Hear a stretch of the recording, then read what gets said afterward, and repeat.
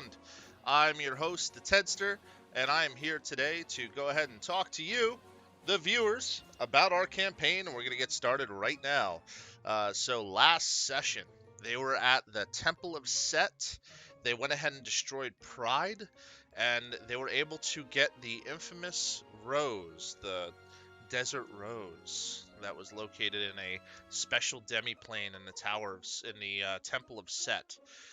In the meantime, our viewers here, or our players, are all here except for two, and that's okay. We have one person recovering and another person just way too busy. So we are going to get started. All right. So, as I was saying, the last session, we had our players head over to the Temple of Set. They were able to deal with the Beholder. They were able to right the wrongs of Pride, and they were able to acquire what was there, which was the Desert Rose. Right now, you're in the Wandering Emporium. You do see Mahadi talking to someone, and we will go from there.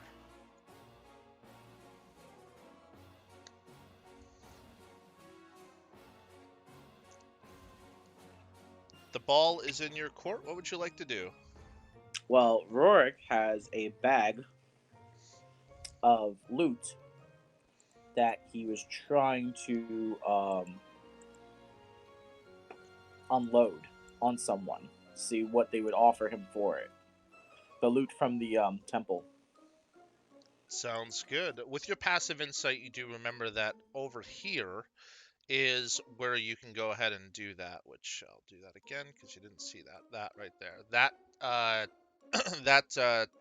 tent is like the pawn shop tent. You can go ahead and drop your loot off there, and you do see a couple people every once in a while go there and drop goods off there. Okay, so Rorik, seeing that, understanding that this is a drop off for selling things found, will go over and talk and unload the bag and see what they'll offer him. By the way, I'm not sure. You might have my dark vision not on because I can't see anything. Let me fix that for you right now. Okay.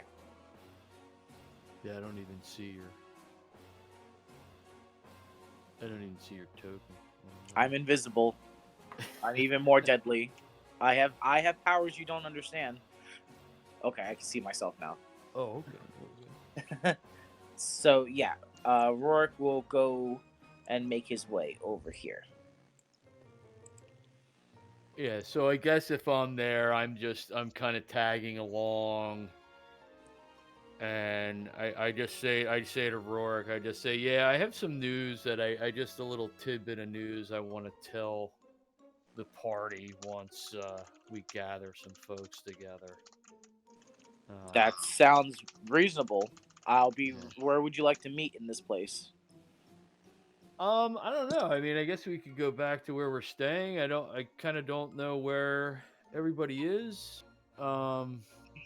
It's nothing groundbreaking, but it's kind of something we thought was happening anyway. But I just want to tell everybody all at once. Little or big, any information in a place like this is a weapon to be used. So I'll unload these goods and then I'll come right to that large thing that we're all staying in. Okay, sounds good. And yeah, and Tarek he says, "All right, I'll see you back there," and he meanders off. Rorik, the very excited gentleman looks at your items, and he looks at you with a smile. Ah, you have a couple items from that temple that you went to. I can give you 3 coins for all this stuff. Mm-hmm. Can I roll an insight check to see if I can read his face, whether or not that's a good deal or not? Sure.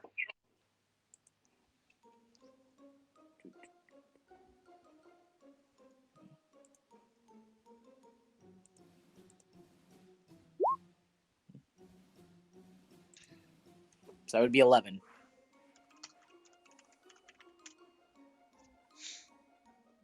You can't tell.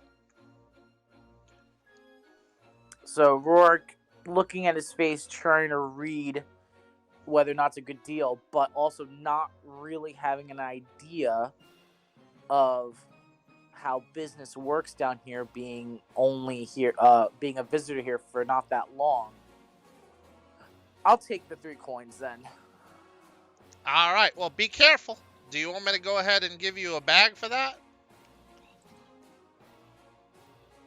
Ted, it's con based, right? I believe so. Yes. Yeah, he can hold it. No, I'll take the coins in my hand. All right. And he gives you the 3 coins, puts them in your hand. Okay. So, holding 3 coins, I look at him. This is the first time he's seen these soul coins. Looks at him in kind of an inquisitive way, but then just shoves them into like a pouch. Just, he might ask the party later, how are these? How does this kind of coin function down here? But after that, with his business done, he will start making his way back. But then he sees Mahadi and walks over here. And you notice that while you were walking over, Mahadi was actually pointing at you while talking to the person next to him. Okay, then them seeing each other definitely makes him more inquisitive of what the man might want. Yeah, so this is one of the gentlemen that you've been inquiring about. So, why don't you introduce yourself? This lady has signed a contract to help Rorik, and I am very surprised that she would just volunteer herself. But, it's some strange things with your party and some strange dealings indeed, so... And then Rourke looks at this new person. I'm assuming I can judge that the way she's dressed, maybe she's definitely a denizen that maybe came from Inverness. Yes, you definitely feel that she never had anything to do with the bowels of hell before this moment. It's like, good to meet you. You are in the search of this party? Yes, I was, actually. And he said your name was Rorik? I am Rorik.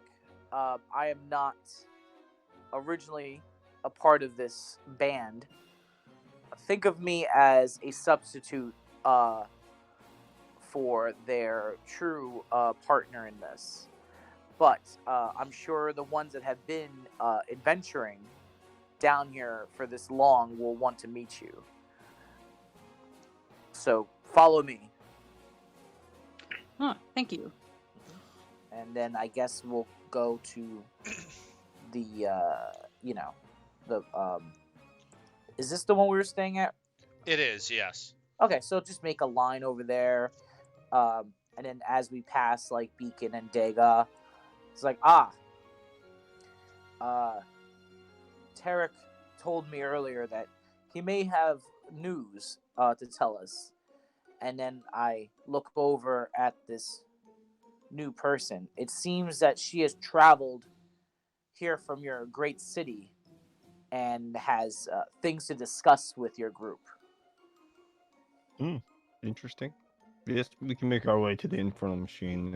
It's bigger on the inside than it appears, and they keep in rooms in here. Very good. And then Rorik will just continue moving, and then he sees Tarek and stop right there until the rest of the party comes and wants to go inside. So I don't have a map for that area, but as you enter, it's like a pocket dimension. When you walk in, it's as if it's a regular inn. You go inside, you can make your way inside and just relax. There's plenty of space, and you don't have any issues sitting down and relaxing. Interesting. And then Rorik goes over to Tarek. He nods towards the new person and says, "This one has traveled to talk to your group." And Tarek is just kind of staring at her, and he's not really saying anything. And then kind of looks back at Rorik and just says, "Okay." Here I it don't know seems you why. I have don't know our why attention. anyone would come here to speak to us. We should ask. And I kind of look back at her, and I just say, "I'm Tarek." Hello, Tarek. Rorik and the rest of you are? Who are you first? You're the one that has walked in here to our deep in hell seeking us. Well, I am Elenice, or Ale is usually the easiest way to pronounce it for most people. Oh well, my name is Beacon. This is my valet de garde.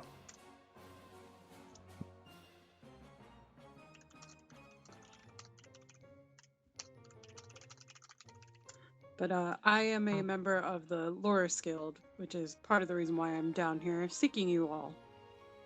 Oh, it is good to have another guild member here. We need to report back regarding Thorka.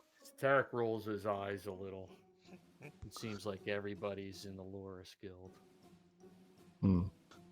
It's nice to meet you. It's nice to meet you all as well. Sorry, my talk to push button doesn't always work. Jaboo's there. He is. He was invisible for a second. My bad, I'm here now. How everybody doing? He is very tiny. It's nice to meet you, AOEIO. Nice to meet you as well. So the reason I have come seeking you out is firstly to offer my help in this your adventures down here, and secondly, throughout my researches, I was looking into the Sorry, my button doesn't work. The Dracolich you all recently had a run-in with. Byzant. That's Yes. slime. Interesting. So you come, I guess the guild master has sent you as assistants. Is the guild, are you aware of Thorka's passing?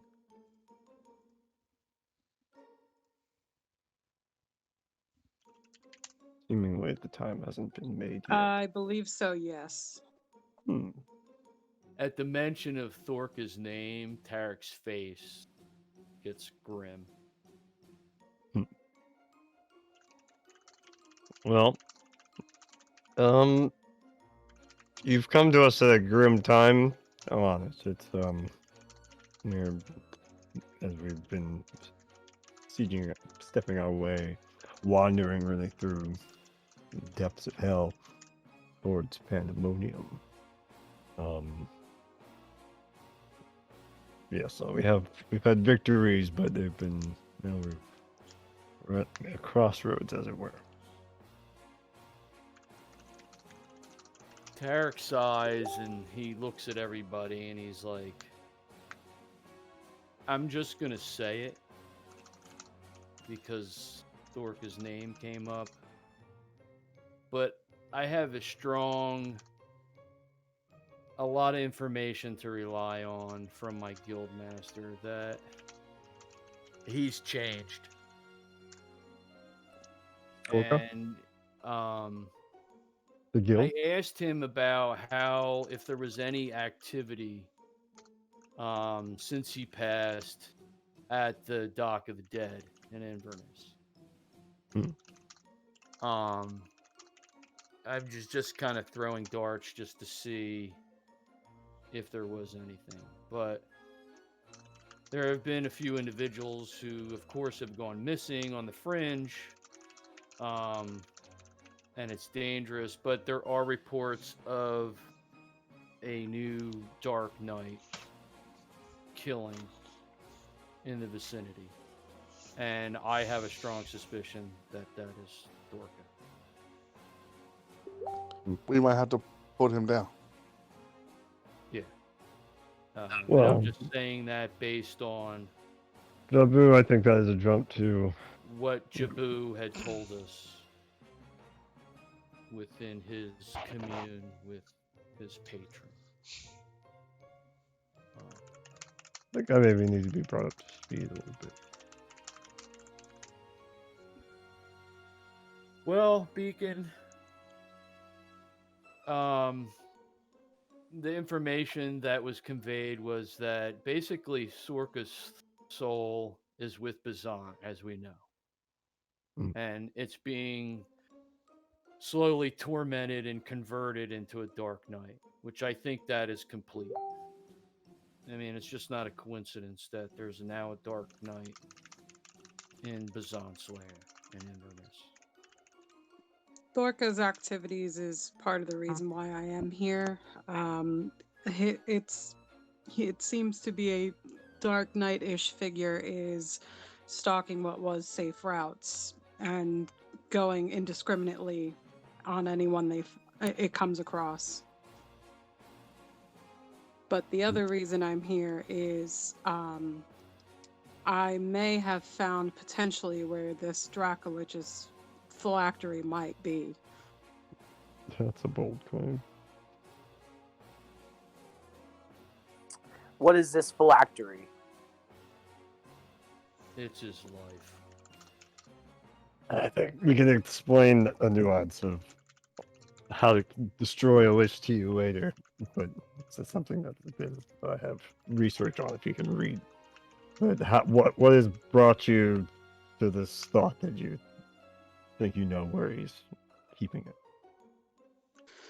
A lot of research, questioning, searching, pretty much since since we knew of its presence, we've been doing research, and then once Thorka's presence was made known, that became very much the forefront of our efforts.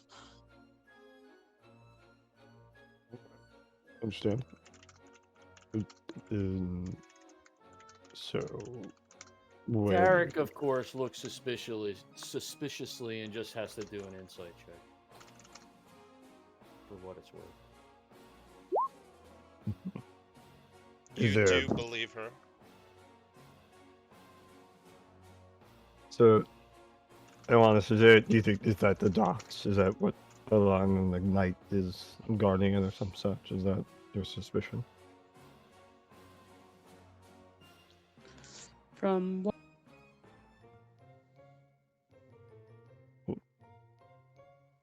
Well, we gotta go over to make sure it ain't Dorka. I would be very upset to find out it is him who is the one sitting there causing all this pain. And we're gonna have to be the ones to put him out. It's not him. It is Byzant. And Byzant is the one. Sorry, guys, my push to talk derped out there. Can you hear me now? I can. Yes, we can hear you, AOU. Yeah, the research I have come across shows it could potentially be under the piers. Well, then we should get going then, shouldn't we? Why are we wasting time talking about this? We should Going get where, Jabu? Where does your little head point you? That's a good call. I don't know. You're right. I'm being rash. My bad. Oh, it's your emotions are forthright and justified. But we have ourselves new information. Eric, was that what you wanted to speak to the group of? What do you That think? was basically it. I know we had some concerns that he was being transformed and that process was still happening.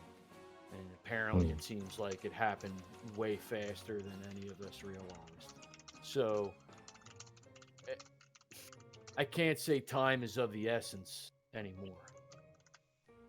It's more of the essence. It's of an essence in that Byzant is taking an offensive.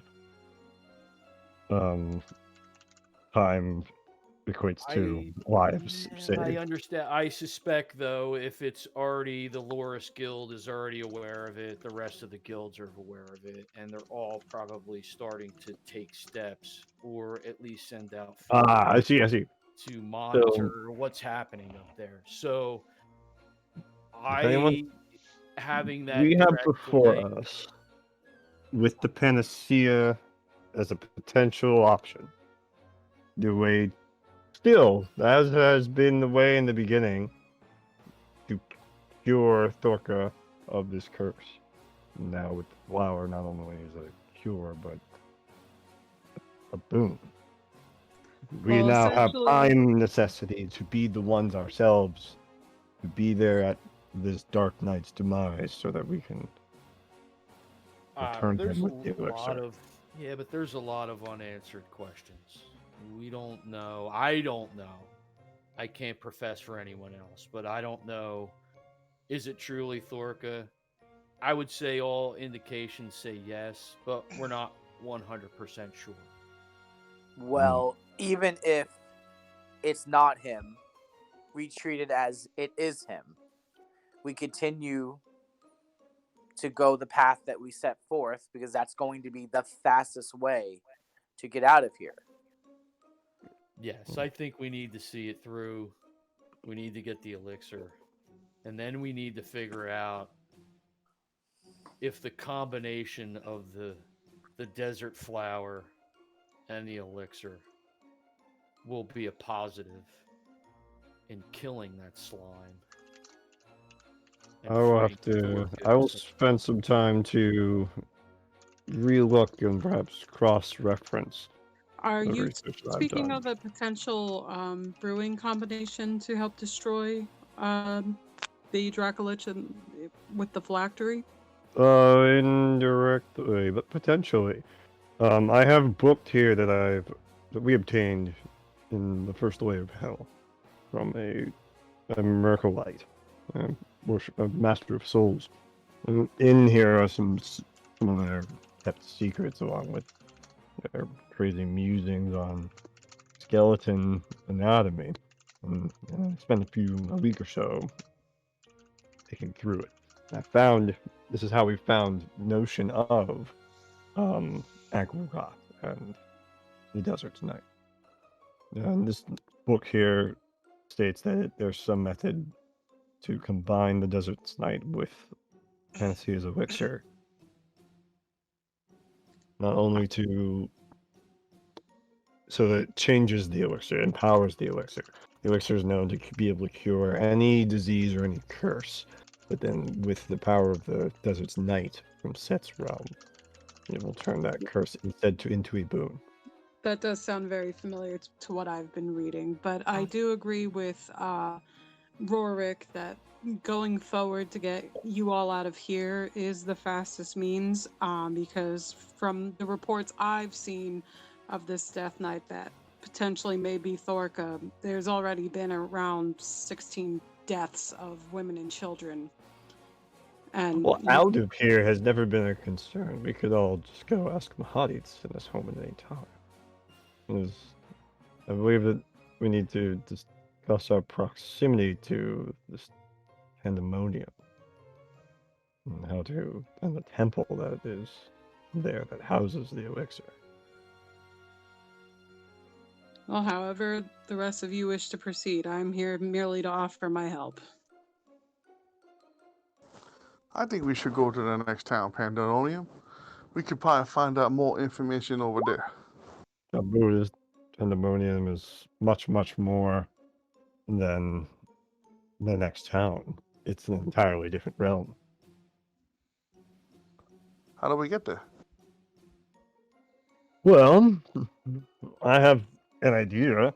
I believe that you could take Stygia. Stygia itself origins from Pandemonium. Not Stygia, sorry, Styx. The river Styx flows through Stygia and many other of the lower plains. We didn't have access to it on the first way of hell. And so we have a connection point between here and this temple. But to be truthful, I don't know if any of you have spoken more to Mahadi about this temple that he has made reference of. Well, it seemed what Mahadi was saying. We keep going down the layers like you've all been doing. We'd get the pandemonium. Um, maybe it's the name of it. It's just the depth of hell. Pandemonium is a plane of chaos. It doesn't have a sort of direct access, and people aren't really native to there, but there are other methods of point of travel that connect the thing. Does this make sense? Pandemonium is not hell. Okay, so do you know how to navigate such other ways? The sticks, as I stated, Do you Styx know is a- how to navigate the Styx? go upriver. So you just told me that pandemonium is another plane of existence. Are you ready to trust that the river Styx functions as a river? Excuse me. Why are you questioning me about trust of arcane knowledge of cosmological planes? Because Do you you do not live here. This is not here. I don't know who you are. The river Styx is a cosmological plane. It flows through many of the lower planes. It Oh. has here. It is how they traverse the glacial islands of Stygia. But we're Ah. not meant to go to Stygia. We're not meant to go deeper into hell. That is not where pandemonium is. Do you understand? So where did you gain such knowledge, if I can ask? Of what? Of what you've just said. Of my research and this book, and from the the quest book. that was given to Thorka, and from talking to Mahadi. Why are you questioning me? Because it sounds like it's theory. No, I'm stating to you the facts of Stygia and the Styx and where the Styx comes from, as is known by me, as is known into these books. If you want to have, if you want to, Nix, if you don't believe yourself, if you have some sort, you don't think I'm competent in this knowledge, then what are you suggesting? I'm suggesting you find a denizen here that can give more concrete truths. I have. I've talked to. You know, if you don't trust me, then I don't know what we're doing anymore.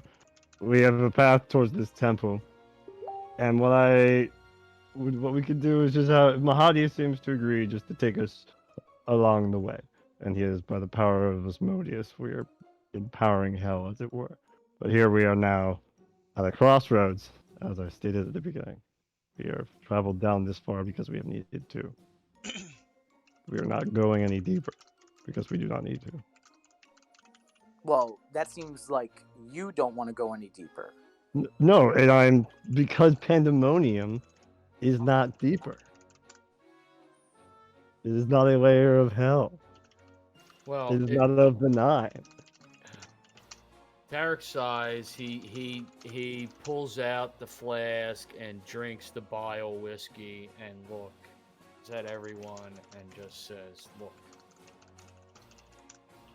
Mahadi has taken us to where we need to go. The contract has allowed us to stay here and recuperate. Is it the most desirable means to get to where we need to go? I don't know. And you're right, things have changed. But I see no sense, especially for my own well-being, just to go off in a land or I a think plane maybe or whatever you this haven't is. been understanding what we've been doing this whole time. We needed to go to Pandemonium, but we could not go there straight from the material plane because nobody lives there. We needed to go to and Thorka's priest told him that the first step was to go to Damnation, and from there we would be on our own. We did that. We arrived into the first layer of hell, and with however it is we have made our way into traversing with Mahadi, we have, and we have gone down through the layers of the nine, starting at the first. Pandemonium is not one of the nine. Yeah, I understand that. All right. So I'm gonna go talk to Tiamat. Excuse me. I'm gonna sit down and meditate real quick. I'm gonna see what she says. It does seem like it would be valuable. I could offer to cast divination myself. Tarakaz is just looking at Beacon and just saying, why do we want to deviate from What? Because this is why do or you? not? Why? I I'm not personally deviating. don't care if this is benefiting Asmodeus or any other evil person. The end game, the end goal is to kill that slime that Yes. is on those docks in Inverness. Agreed. And if we get to Pandemonium, if we stay the course and just use this as a refuge, because this is a little piece, I hate to say it, of sunshine within a very dark place. I myself do not want to be traversing about without a secure place to at least lay my head at. Here's all the way that I see am. it. Here's all that. None of that is actually anything that's to do with what I am talking about right now. Unless I have misjudged, and Mahadi's wandering emporium is in fact capable of leaving Hell and going to any of the planes. If that is in fact the case, then I don't know why we had to go down Hell in the first place. He could have just taken us to Pandemonium. But we have been down. We have gotten down here for now. He took us. He told us that he would take us to as close to Pandemonium as possible. If Asmodeus, by the power of Asmodeus, could just get us there, then this is seemingly the path that he has needed to take, because that's Asmodeus can't just or won't just snap his fingers and take us there. So we have traveled down here to the 5th. We have been in Stygia. And what I am discussing here now is pointer cosmology of where the paths do in fact connect. We have a trajectory between here to Pandemonium. I am not proposing a change in trajectory. I am stating that where we are is itself an end of a stage. We have traversed down through Hell, and Mahadi has taken us as close to Pandemonium as he can. He could probably take us a bit further, but the discussion here then is, where is that going? The Styx is a method. It is a way of discussing intraplanar just travel from here to the realm of evil and chaos, because that is where we are going. The temple Let is there. me put it to you bluntly and simply. From a sailor's standpoint. Have you ever been on the river Styx, let alone a boat up in Inverness or any other real river line, riverway? You're insulting me now. I'm not insulting. I'm asking you a question. Yes. Have you navigated such shit? The first and not to the latter. Yes, to the latter, not to the first. It's just. I have not sailed the Styx, no, but I've sailed many. Have you navigated any waterways by Yes. yourself? You have by yourself. Why so are you are a sailor. Why are you asking me these things? Because I know how to navigate. Taking it from someone who's sailed very well-known waterways, it's not an easy thing to do. And now you're saying about traversing a waterway that we have limited knowledge on. No boat, no ship, no nothing. But yet, or talking about navigating the waterway. Unless what I'm else missing is something. there to be done? What do you think is the next thing that we're doing? The next Tell thing me we that. should probably go to Mahadi. And he'd just be like, "Oh, we're here. Then we put it to him. Then you can explain to him everything you just told us about knowing that it's not at a certain level of hell and it sits outside and all that. Maybe he'll come around, because Mahadi is 5 steps ahead of everybody here.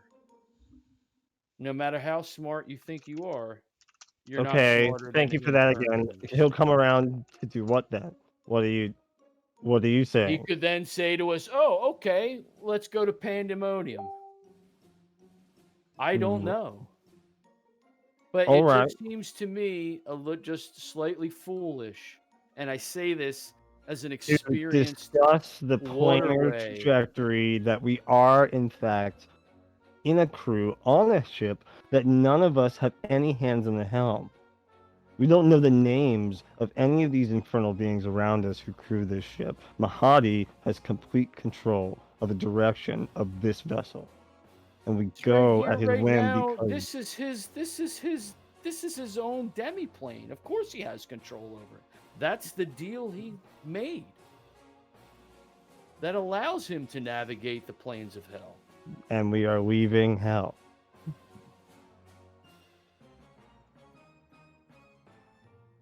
By necessity of having to go to Pandemonium. He is not the entire journey because the end of it is not in hell.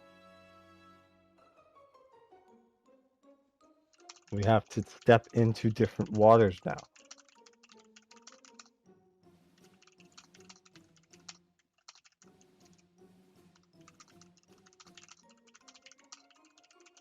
Tarek just pulls back on the bile whiskey while staring at Beacon, and I just say, I disagree. And Tarek gets up and he walks out. Alright. He disagrees with something.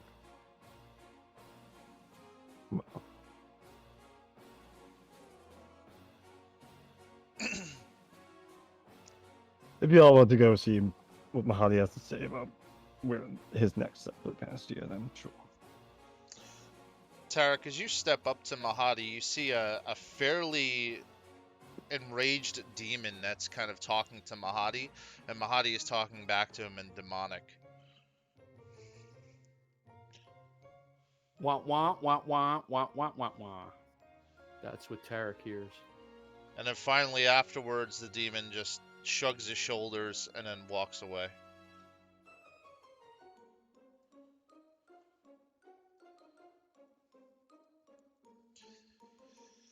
Oh, Tarek, what can I do for you? I'm just dealing with some weird things right now. Me too, Mahadi. I think we have to have a little tete-a-tete with what's left of the party. Okay. Some folks are, there's some discussion I think that we need to have with you. It's a talk of things that, as far as me being really giving a shit about, I don't. But others seem to. So I would like to just gather the group and just, if we could just have a sit down. And just to have a conversation about our journey to Mephistopheles. Pandemonium. And that's it in a nutshell. Well, I just talked to a representative from Mephistopheles, so, I'm ready for anything right now. That bastard just lies. So, I would love to tell the truth to someone, and someone can goddamn believe me. So, I will sit right here, and you can come to me with whatever you'd like, because I'm feeling mighty generous today to give some truth out while I've been listening to lies and slander. I'm sure you are. I'm sure that the truth is just going to be flowing from your lips that we just cannot resist. If you bear with me, I will go and I will gather the group.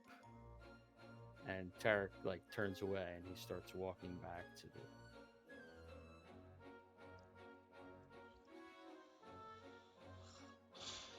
to where everybody's staying. And I just come in, and whether anybody's talking or conversing or not, I just said, I just spoke to Mahadi. I suggest we all go and have a conversation with him. And Beacon, you can express your side of it to him. And I'm curious to hear what he has to say.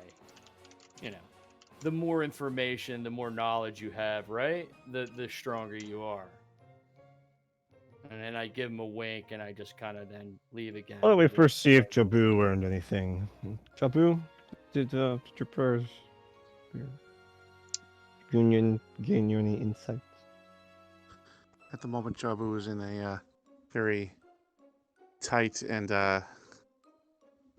meditation, trying to contact his patron. See, he does not respond. All right, the guy's actually gonna post up next to you, and he'll say cross-legged, but Beacon will come along and say, "Well, are you going to come, or honest, you can come as well, I guess." Sure, if you have an ear for this, for dealing with Mahadi.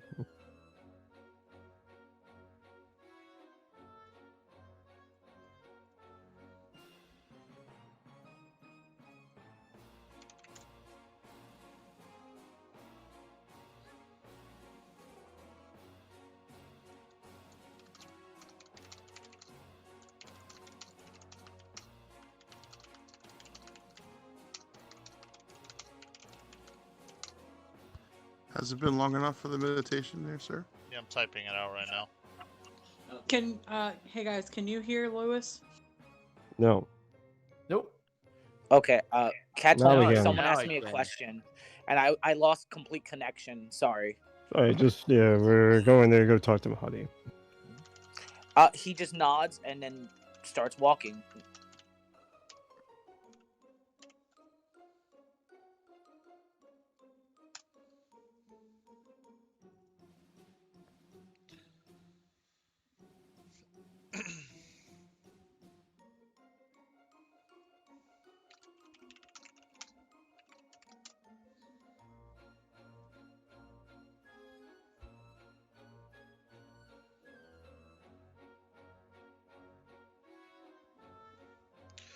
Oh, so what can I do for you now? What are the questions that you have? I'm very generous in the truth telling. Like I said, I was dealing with a chronic demon liar who sent another chronic demon liar to go ahead and speak to me. They want you to go there, but that's a whole nother animal. We'll deal with that after.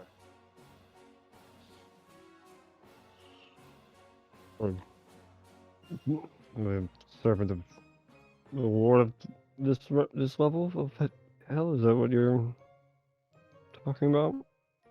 Well, Mephistopheles went ahead and sent a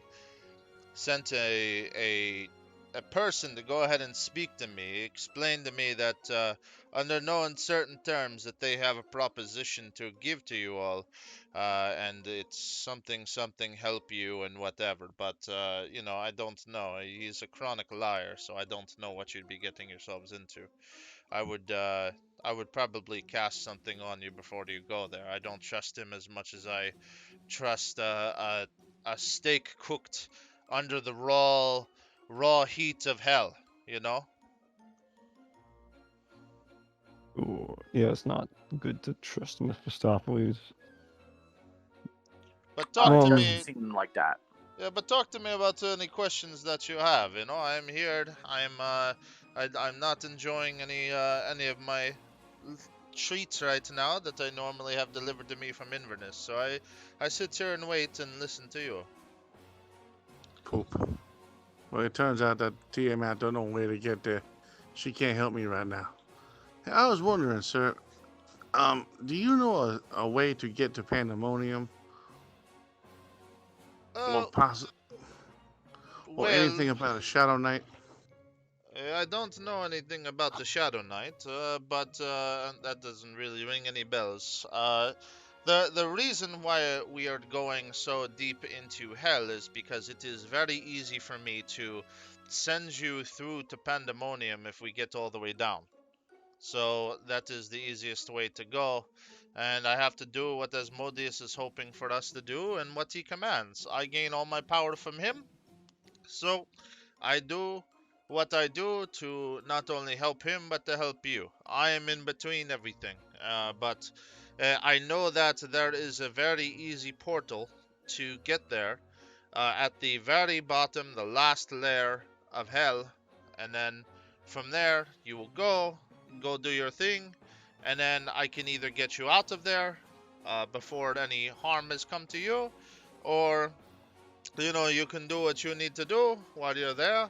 Whatever, you're all strong beings yourselves, So, I trust that you can do that. But I don't believe that I have ever lied to you. So, like I said, if you have any additional questions, please tell me.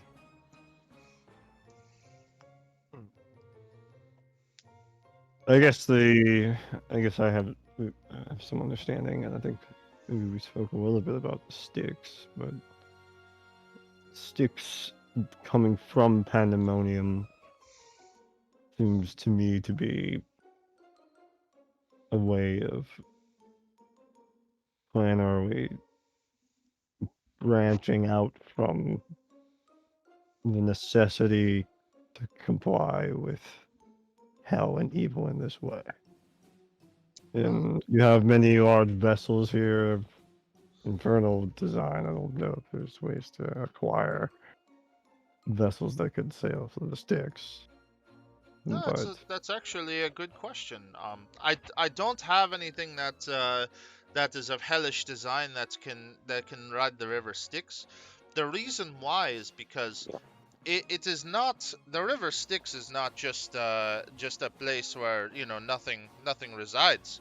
It is a river that demons sometimes drink from because don't have any of the effects that the water can do for you. But God forbid any water, any speck of water entered your mouth, you could forget everything you have done. You can forget your friends, you can forget your family, you forget everything.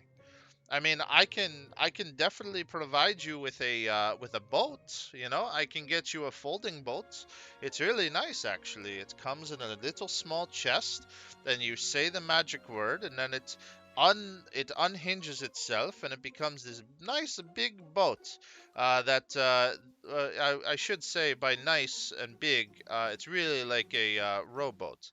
But it's like a canoe, like a big canoe. And then it gets even bigger. But you would need to have about 15 people be able to use it, and it would be too big for something like a river like that. Plus, you could be attacked while you go down the river by demons. I mean, you would be sitting ducks. So, I mean, it is up to you. I'm not. I don't shame you in what you'd like to do. If you have any other questions, I can certainly answer them for you. But I guess there is a way. We can provide you with a folding boat, obviously, for 2 coins, and then you could take that folding boat to the river, and then you could, if you know how to navigate in hell. I'd be very surprised, but more surprises have happened in the past. You could navigate the river and its branching paths to get to your destination and avoid all the demons along the way. Then you might be able to get there a little faster.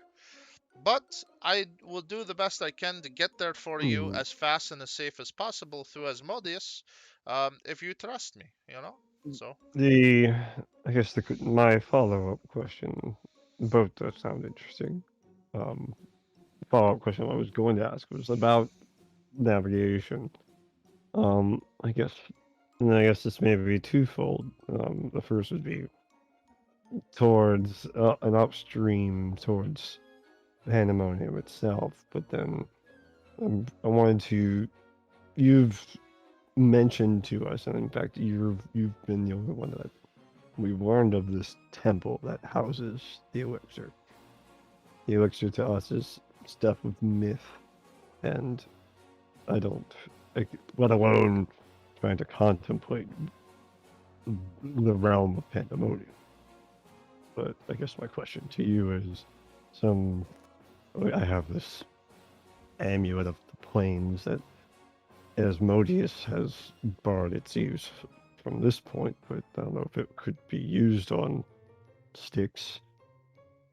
And from there, I don't know if you have any further information about where in Pandemonium this temple is. Well, I know that the portal that is in the ninth layer of hell gets you fairly close. That's why I'm trying to get you there. But tis another great question. That is the main point and the main reason why. I will say that unfortunately, if you do leave and go back to Inverness in any way, that our contract is over, and I don't want. I just. I'm a very. I'm a man of my word, and I don't want you to be stuck in a situation where I have to enforce the rules of the contract. Would your little dangly item work at the sticks? Well, I would say probably. I'm sure you'd be able to get back home. You would not be able to get back here with your dangly little thing. You would be able to get back home. But if you decide to go to the sticks, then you would leave. You would leave the Emporium and you would go on your own. And that's okay. I guess there might be some way of discussing liquidating like the outstanding benefits of the contract that if we I would wanted like to take the portal. If the portal is the safest way to go, I'd like to take the portal, please.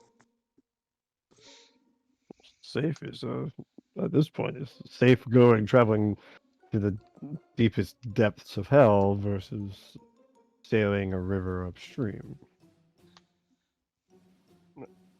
Yeah, but if I just teleport in a portal, I don't. But from what it sounds like, we'd be in a canoe being attacked by demons in a river full of water we can't touch. Yeah, compared CAOU to gets it. compared to fighting more sins and more fiends and empowering Asmodeus with every action. Which I is say we easier vote. to fight on, solid ground or water in a floating canoe with multiple people? I think this canoe is what is really, that doesn't seem Well, like the only either answer. way, We need some sort of either way, ship there will be vessel. demon fighting. I'd prefer to do it with my feet on the ground and not on a boat, regardless of the boat size. I agree. Look, I miss the sea. That's my love. That's who I am. I have no desire to sail on this river Styx.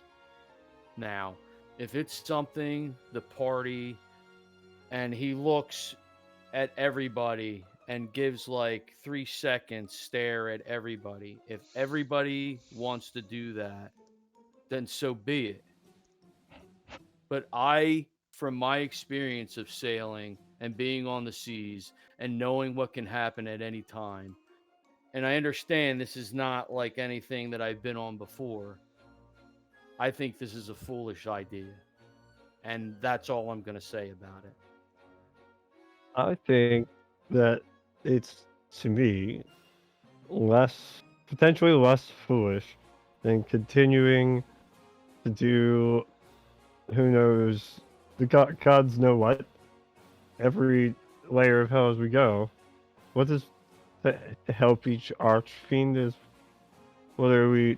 I can understand the necessity to comply with evil because we have been needing to travel primarily this way into these depths. And now I guess we're talking about ease and comfort versus something that's actually in our grasp. And that's and if we want to discuss its enabling or not, that's a different measure. But we don't have to continue to be doing such evil empowerments, cleaning out the trash in hell.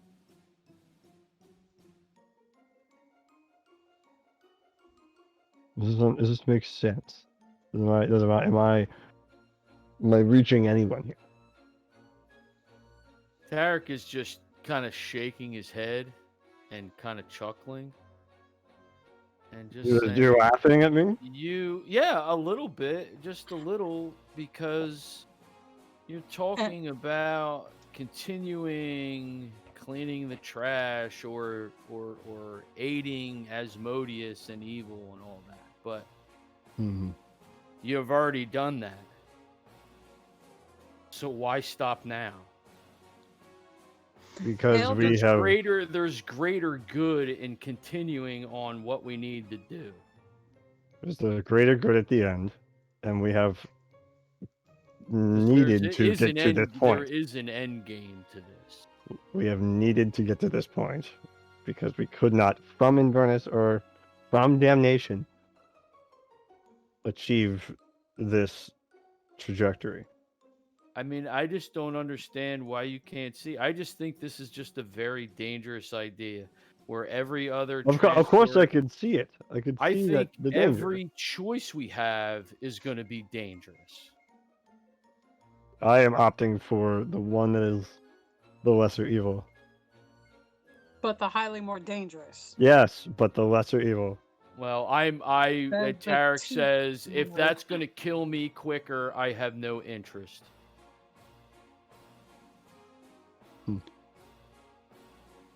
I'm going to be lucky to get out of You seem very certain on our estimation of it, I guess. Then I mean, I'm very it's you were the one that brought it if everyone wanted to, but if your answer is no from the beginning, Well, then I guess it's it's not a no moot from point. the beginning. It's just I've listened to it, and so far it sounds like there's no map. Walking there's into no a temple to navigation. When we three first simultaneous landed here, we disintegration couldn't- seems safer. That seems the safer realms that we've been on, right? Do you recall? Let me ask you this, Beacon. Do you recall when we on the first in Inverness, how everything was distorted? Mhm. And we didn't know where we were going, and people tried to what we thought was a shakedown to give navigation.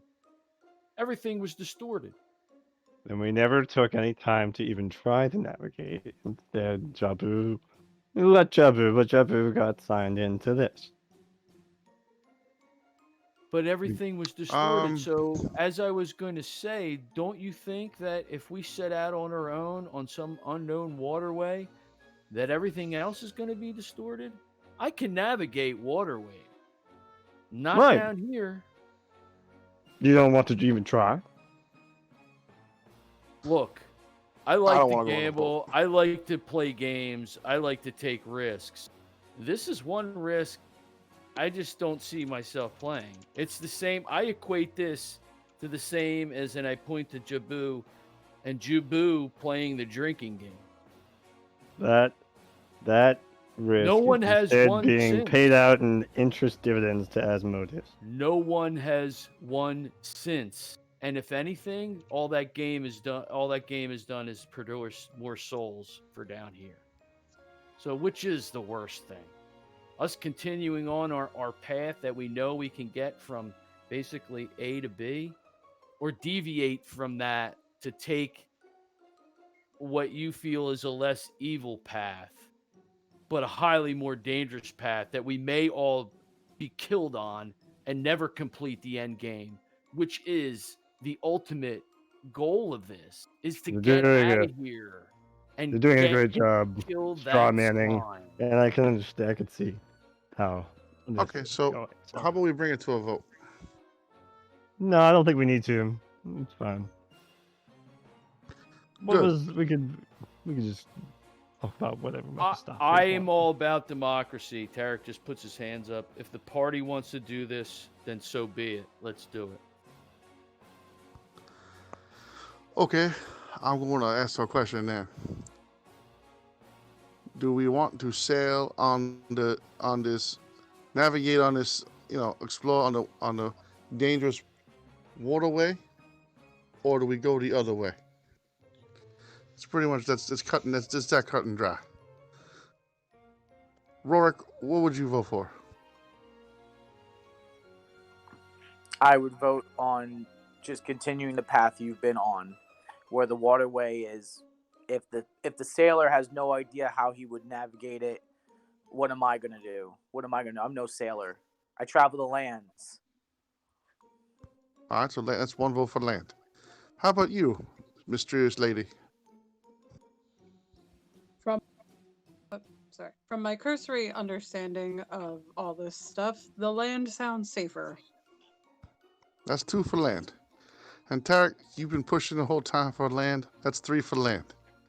and I don't want to go in the water anyway, because I learned right from the bayou.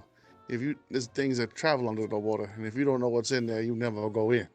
So I would like to travel the land too, please. And Beacon, your vote?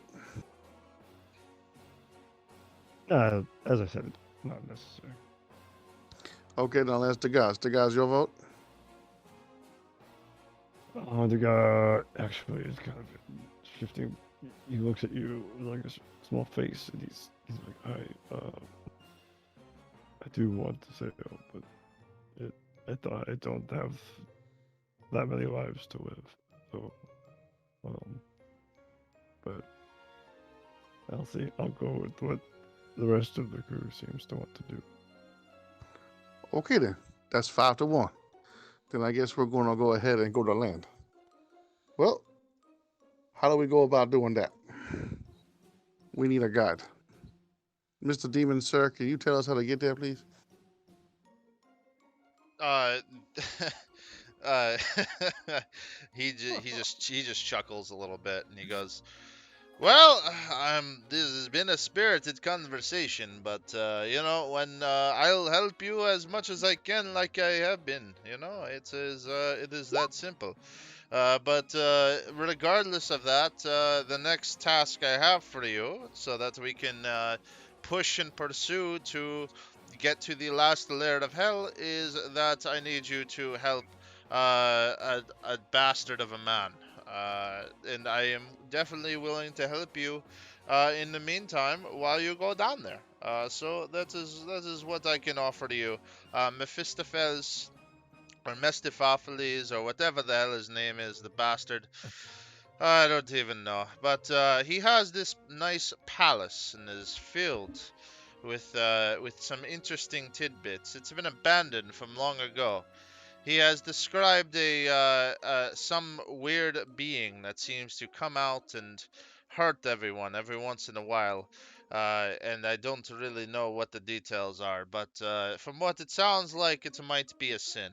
And, if you feel comfortable doing that, then great. I will try to help you the best I can. I have a little magic that I'd like to cast on you to do that. But if you don't feel comfortable, then you could stay here and relax in our spas. They're one coin each.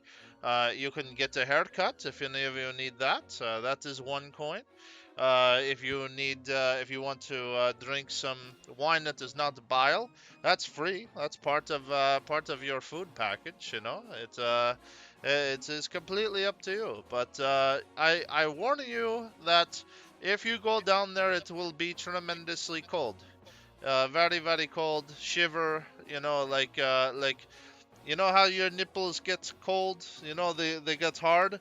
Well, this is harder than that. You have to be very careful while you're down there. I don't want to see I, one of you turn into ice. So it's cold. It is very cold. It's not very easy for me to get ice here to where I am. It's very easy to get ice there. well, I got my winter clothes, so I'm ready to go. So whenever you're ready to open this portal, I'm ready to go. I'll wait for everyone else to prepare. I'll clarify. I'll be right back. Okay. I got some tests I gotta do. Right back. I'm not sure what sort of preparations we need to prepare for the. Well, that's okay. I mean, I'm going to cast a spell on you to help. I don't think that you're going to feel the cold effects as if you're in as if you're outside. But I just want to emphasize that it would be very chilly. Is that the spell? That's all the spell it does, just protect us from the environment. No, it's going to do something else, something nice. But I do what I can do for you to help you, because I am a generous man. I do what I can do for you. Can we also acquire other gear that could protect us from the elements in case your spell isn't enough? going to be completely honest. If this is magical ice, it won't matter. It's just a bastard that's doing it, you know? Okay then. Hmm. Hmm. Hmm. Well, so what what is the task is? Or something in the cold? It And there's seems a that we have to sim, slay a monster. and there's a sim Well, of Mephistopheles, or whatever, like I said, whatever the hell his name is, Memphis he, Legion. yes, he, the stupid bastard, he has this temple filled with ice, and it's been abandoned from long ago. Thankfully for us, there might be a sin in there, but I don't know if he's lying and he just wants us to clear it out, you know? I don't know. He's a bastard. All right. But I will give you a stone. You can leave at any time if you feel that unsafe. Like I said to you before, you would all have to hold hands in a nice little group hug, and then you will be okay, and then you can come back here. All right. Means the exit would be more safe than the labyrinth was. Yes, unfortunately, the labyrinth, we kind of did that in secret. I mean, let's not really talk too much about the labyrinth. If you got something there, great. It's none of my business, you know? Do you understand what I'm saying when I say that? Hmm. And so, but for Memphis and for this, he's offering something to us to clear out this place for him. Well, he is offering me something, and I am offering you something, you know? I'm offering you not just safe passage, but we'll throw in a few coins, maybe a week at the spa, you know? Give yourself some treatments and be able to kind of relax. But for him, he's offering me a few coins. He's telling me that I owe him a favor. I don't remember this favor, but the goddamn man pours out so many lies out of his mouth that he might be right or he might be wrong. I can't remember it, so you know I have to kind of give him the benefit of a doubt right now. Hmm. I see. Well, So the reason why I warn you is because he does not like Asmodeus at all. It is very rare for me to talk to him. So the fact of the matter is that if he's talking to me and he wants something from me, it might be in our best interest to do his task, but I feel like it is going to be a bit more dangerous than he otherwise aforementioned. So that is why I say please be careful. hmm, I see. So you have some sort of blessings you can give us, and this one we are known to be going into this, but it'll be some sort of liar's trick. I don't trust him, but you know I'm going to do the best I can to help you, and you know if you trust me, then we'll get through it together. Trust is a Well, valuable commodity, Mahadi. Well, I feel at oh, this point I may have earned it, but you know, you can just tell me the truth if I didn't, and we can go from there. You know, I'm not going to be upset at you.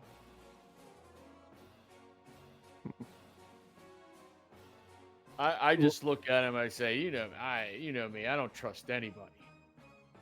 Kept me alive this long. Ah, that's true. yeah, I guess if we have our preparation, if I guess if we need to wait a moment for Jabu, but I think So that would be. I just asked Mahadi. So I said, you said it's really cold on this plane. Any idea what else might be lurking around there that we might want to be aware of? So, Perhaps. so remember when we went through Stygia and I explained to you that it was cold, but you know, there's some vegetation, there's some other things, and uh, some weird stuff. Well, this is like the cold is at 11. You know, this is Kania. It is not fun. This kind of makes Stygia seem balmy by comparison. So, you know, you have to understand that inside of the temple, it's maybe at least warm enough that you're going to be comfortable, or maybe not that comfortable. But I don't know what's in this temple. I don't trust the bastard that's sending you there. He doesn't like Asmodeus, and he knows that Asmodeus is helping you. But for whatever reason, like I said, there might be something there that is in the best of our interests to get rid of a sin. And if there is, then we will go from there. Hmm. Alanis, is there anything that you need to? Am I pronouncing Alanis? Uh, You can just um. call me Ale, it's easier. Well, I'm. You think it's pretty. I don't want anyone to. If you like ale, I'll say ale. Is there anything that you? I'm not sure what you're capable of. Is there anything that you need to do to prepare? No, I prepared before I got down here. It's just like visually, like, are you? What are you wearing? Like, what do you what do you got going on? You have like a weapons, or what's your deal? I am wearing a raggedy-looking cloak. I've got, you can see a sword hilt. I guess it'd be considered a hand-and-a-half sword. I've got a shield over my shoulder, and a chainmail poking out from under the leather that I'm wearing.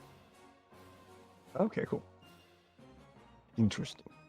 Well, and I guess. I mean, I have just one question there. Maybe since we don't know what's in there, Mahadi, do you know what the natural predators of this land is? As if they might have gone in there, and maybe we can gain some knowledge just from that piece of information of what lurks there. Yes, I actually can. So I have heard of giants that go through the plain, because the giants themselves they can deal with the cold. Yetis I have heard of before, water elementals, but these are no regular water elementals. Normally, water elementals cannot deal with cold. These ones thrive in it. So they, instead of throwing water, they throw icicles. Not fun. But something that was very strange that was explained to me is that the thing that lurks in that temple seems to use radiance, some sort of radiant energy. So it is very strange to me. I don't know. It's like I said, it's he's a bastard, so he could be lying. I don't know. That's very curious. Hmm. Well, let me take a look at some equipment here.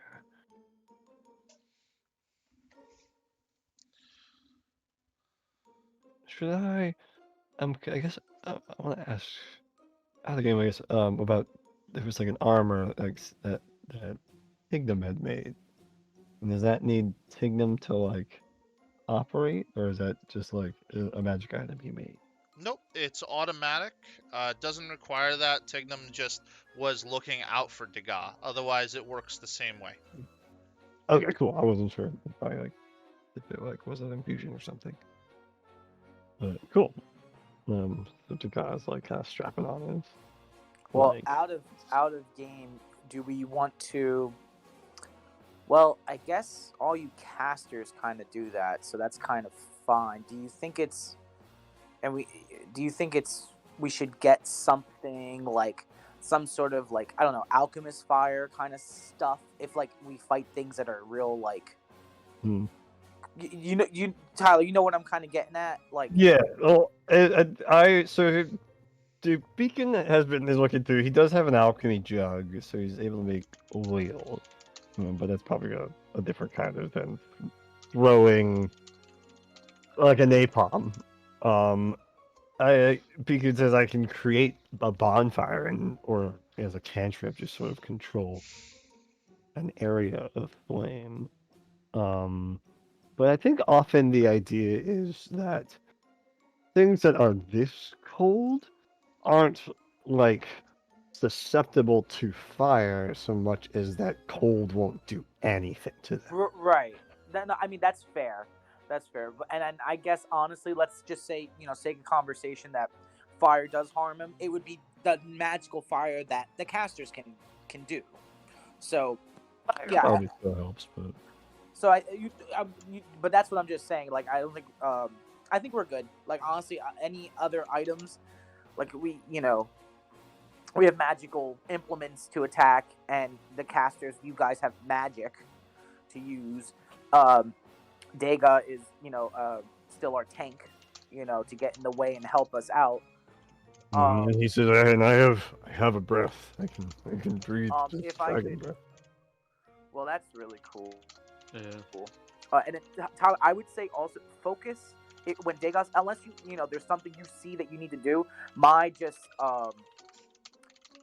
idea maybe definitely help Tarek with whenever he's doing sneak attack stuff. Oh, that's cool. Yeah, where to focus the help action. That's good. Yeah, you know what I mean? Because now we don't have a Tignum here with Robot, so he's our best bet in helping out the rogue get, like, even though like he can get sneak attack a lot of different ways, but giving him that advantage, because I can give myself advantage with Reckless. All right, okay, that's cool. We can get a little bit of a breakdown. So Cat is combative too now. So So Ranger Rorik you can kind of, you don't need a direct help in hitting hard. No. And I take up damage, so you can definitely split that help stuff to Tarek and Cat's character Ale. Whichever you think is the most better, and you can ask her now if you want to, out of game, what she can do. Yeah, like the guy's kind of like, he has a shield too, so he's kind of strapping it out. He's like, "Oh, what kind of fighting do you do? Maybe we can all spar later." Sparring is fun. Sparring is how you learn. Of course, I need to use a different sword for that. That's true. I have some wooden ones in here somewhere that I got from Thorka. But yeah, so I know he told me how to use some weapons, and I'm pretty good at fighting in tandem with someone next to me or nearby. Like, actually, it doesn't even have to be next to me. I can pretty good at pointing things out, or flexes his arm and the tattoo comes out, and I can grab parts of, pull out. But do you fight with your wrist or with your arm?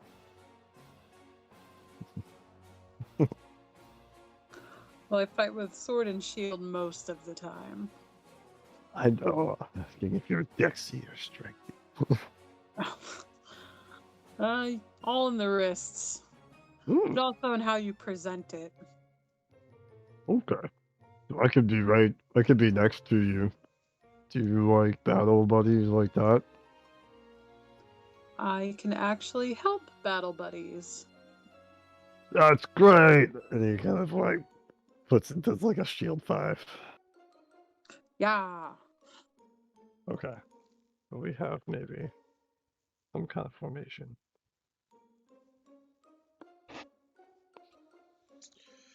Well, whenever you are ready, you just let me know. I will open the portal, and that is that. I will cast the spell on you beforehand. It only lasts so long, so just let me know, and I will do that. Alligator, we gotta just have Phil jump in if he gets back. Yes. Very cool. All right. Yeah, I think if we're all set, we can get everything together. Okay. I will. And he claps his hands, and let's see what happens.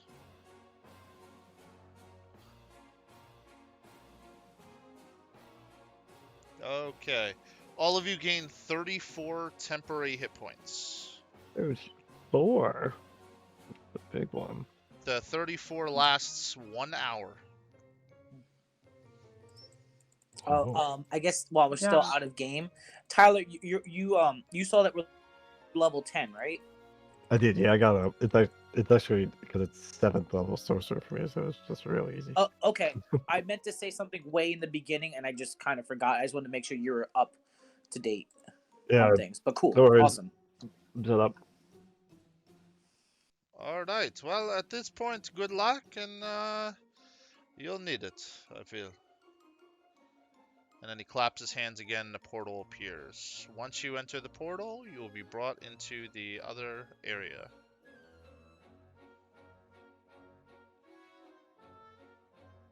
Okay.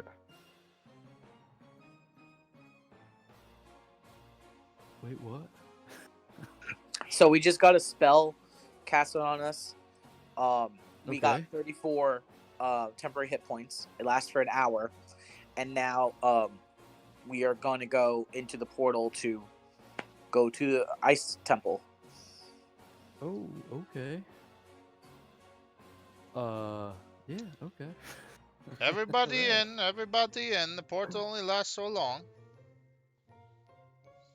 Off we go.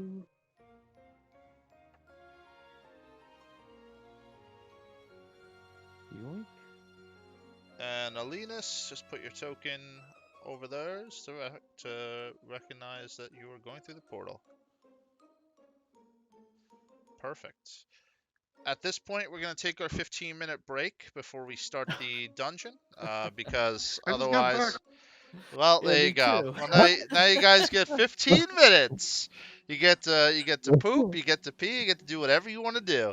I was getting X-rays. Damn it. So, Good. so I'd like to What? say, Tyler, kudos on really.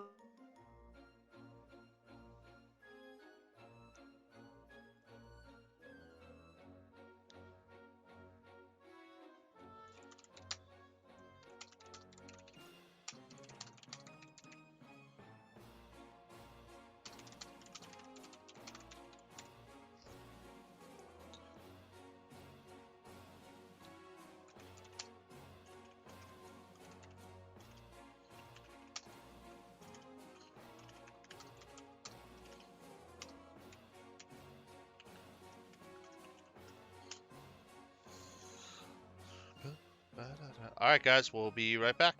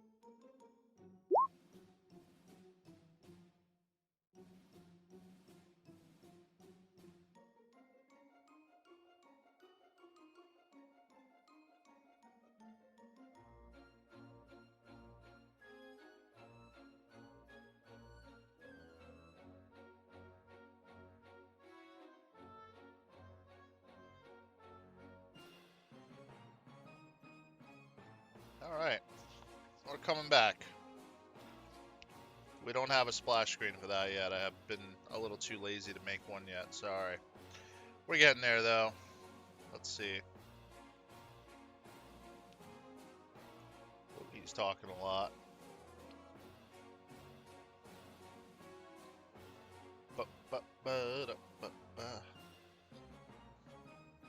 We'll be starting back up in just a moment here.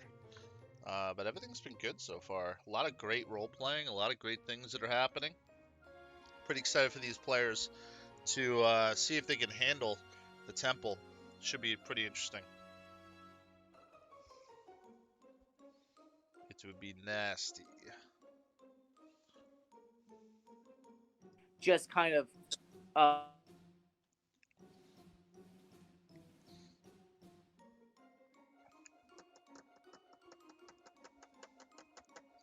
Waiting one more minute.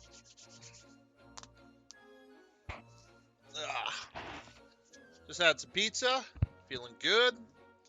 Goat cheese and meatball. Pretty tasty. Pretty tasty, guys. Alright, let's see what they're doing. the mirrors. And where we couldn't destroy the mirrors, we couldn't damage him. So he made us battle him with riddles. Yeah.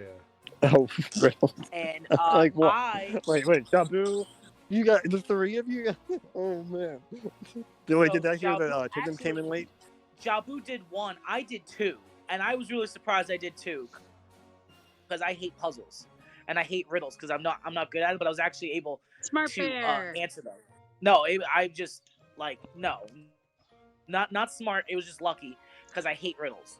So then when we answered the riddles, he allowed us.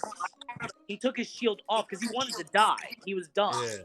So we had to do the right number of damage to him, or he was gonna bounce, or the damage was gonna bounce back at us. They had like a threshold. Okay, cool. So like we had to do like it was something like we had to do 235 damage.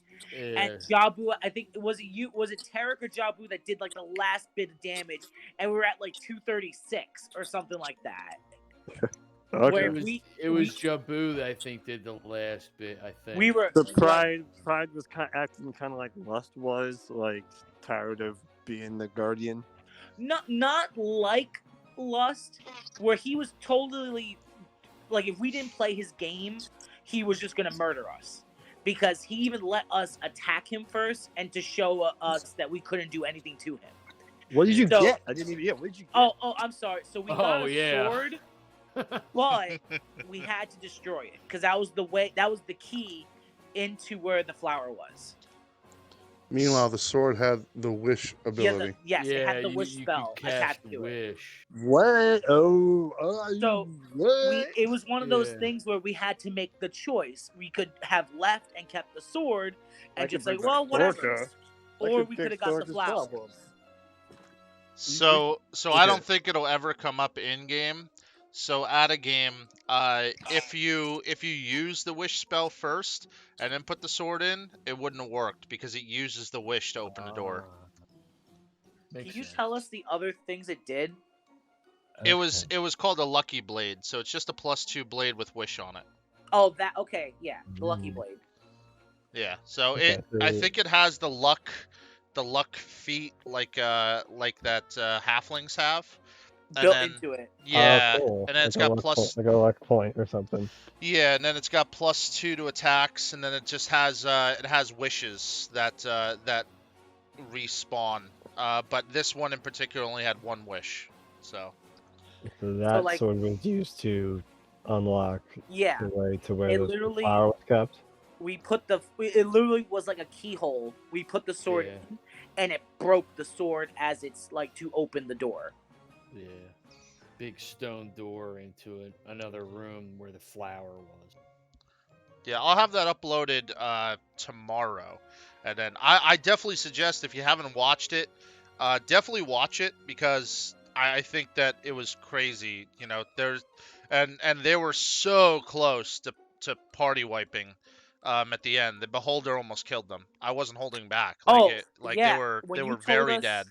No one should watch the end Oh no! Don't you have watch to. the end. Once Rourke goes to sleep, don't watch after that. Mark is having a hard time getting over that he could have woke Rourke up, and he didn't. But he didn't think of it. It's not like he chose not to do it. It just he didn't think about it, and we were just lucky because so Rourke felt Mage hand what Rourke slap. did. He could have used his familiar, and he didn't know he could do it. Like a But bird poop on you. Rourke fell asleep, and Jabu was charmed. Yeah. So it was a tough situation, but we did a lot of damage. So I had faith that it could finish. But then Tarek did some more damage, and then Jabu was able to dispel himself. Yeah. That was clutch. Yeah, it was good. Clutch. This spell's big. I thought about learning the spell. All right. But, so anyway. Okay, yeah, we're gonna get back I to think we're it. all caught up. So just so Rorik, you know, you will have control of the physical token of Jabu. Just make sure it's around you at all times. Yes, because he's gonna be riding me in the battle. And then everybody's here, right? Think I have everybody here. Jabu, are you Yes. here? Master Yep, I'm here. Blaster. All right. A little Master Blaster style. Yeah, Yes. I have access to rolling now, so I can't see the board, but I can see myself rolling and typing. Nice. Okay. Well, let's see how you guys do in the Ice Temple. Are you seeing that on your phone? That's crazy. Anyways. Oh boy, Yeah. that's something. I'm making things happen here. Zoom, zoom, zoom, zoom, zoom, zoom. Yeah, really zooming out. Oh, here we You're go. at the top left-hand corner. I got it now. Since Alright. Kat's playing, I can't play on her fancy computer anymore. I see nothing. Yeah, but Everything there's is a dark. thing. It's the top corner. Top Oh. left corner. Is there any way that you could copy the tokens that were all piled up and put them on here? Because I had put like the temp HP and stuff in all of those. Sure. Give me a second. And we have like Tignum and stuff here. I'm not seeing anybody. Everything's Yeah, black. he just Yep. removed. Give me 1 it. second.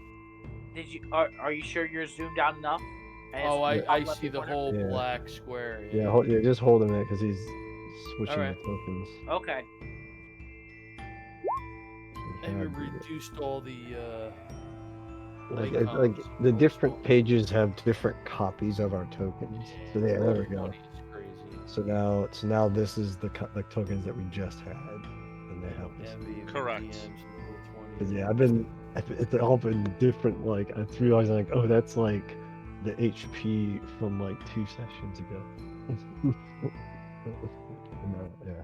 So now I got level 10 HP. And the again. sheet doesn't link to the actual icon. Yeah, I think there's a way to do that in DM control, but yeah. We'll spread out a little bit. All right. So everybody should be able to see top left, right? Everybody's good? I see my token, but Yeah. everything else is black. I see nothing else. And you have dark vision, right? I do have dark vision, but I don't see any tokens at all, except myself. And a black. There we go. Pink. I don't know why, but your dark vision wasn't on. Can't tell you why. Because you want me to die tonight, Tim. And Barely. then you know you're making a warlock. There you go. 4 locks. Warlock. Hey, I'm fine with themes. Beacon's going to keep, so the Sword of Benevolence has a holy light. He'll keep it at like a 5-foot, right, 5-foot dim radius. He can. Do you want to keep Dead Dega near you so he can see? Well, I can also cast the light. I'm just saying, the sword is. I can't turn it. I guess I could sheathe it, but it's. Oh, I get what you mean. Yeah, sure. Okay. It has a light, and the guy does need to see. Because I think he's the only one right now. Yeah. That can't Or see. that even Dragonborn, or is this kind of Dragonborn can't. Dragonborn just don't have dark vision, but I don't want to For get into some that dumb right now. reason. I don't Yeah, want to it's- get into it right now. Tarek these are is new taking eyes. the time while everyone's talking, and he pulls out a vial of oil and just starts liberally rubbing himself all over the place for the next 10 minutes. I want to do the gels. Yeah, I think that's a good idea. We'll do a little I gel. shall rub myself as well. And this is actually going as speaking and I don't know. I would use it, but so I have 2 remaining. It is maybe not worth. I don't know. God definitely needs to have a gel. I would say put it on Degas since he's like, armor class tanking. Rourke doesn't care. So Yeah. Ale just sees like basically bunch of dudes oiling Jaboo each and the other. recipe. Actually, Yeah, they and whip that's out actually oil and beacon. they're just lubing up right now. Yeah, Saying so, this is how we prep before we. so Yeah, I'm we- actually gonna just show this to you here. Fascinating. This is a product that's made by Mills's, which is he's a crafter in Inverness. He's created this product. It acts as a shield protection spell. It improves your defenses. It takes for a duration for an entire day. Like this oil will remain on you. Unless I guess I could rub you down, AOU. Hold on. I'm just actually reading what it says. It's for your protection. Don't worry. And then actually, Jabu, have you been making these? Are you? Mm-hmm. If this is my last one, but if you have extras, I could. Yeah, here, I'll give you 2 more. You know what? Sure, because that will save me a spell slot. Oh, can you also cast Shield of Faith? Yes. Oh, that is good to know. I had the same thing as well. It was it's a prayer that I've learned, and I can twin this. So I can do some other sort of. I start protection rubbing as the new party member. I'm getting on her knees. I crouch down so it's easier for him to like reach. Why, thank you very much. I'm gonna rub your face and your neck and get your ears. Let me see your ashy elbows. Jabu, soft hands. Soft hands. That's what I'm saying. Now, if you could stand up so I can get your ashy knees and your legs, that'd be great. Okay. There you No, go. was this a Tignum invention? Like, did he? Okay, you're inspire- all oiled up and ready for battle. No, this was just Mills. Well, thank you very much, Jabu. No. You're very welcome. All right. I wasn't sure. I just remember this was how I discovered it at Mills. Like Tarek, I think you pointed it out to me. I was Yeah. very respectable while touching her body. Yeah, I turned you guys on to the wonder of the mill gel. Yes, you did. You So figured it out. You found it for us. If we didn't have the gels, I would be casting. And so it has been. I have some protection from evil and sort of things. But there's a fiery circle in front of us. So why don't we? So, Maybe. as you enter the temple, because I've been letting you guys role play, so I just want to give you a description of what you feel. Okay. As you enter the temple through the portal, you feel this innate chill go down your spine. I need everyone to make a Constitution saving throw for me.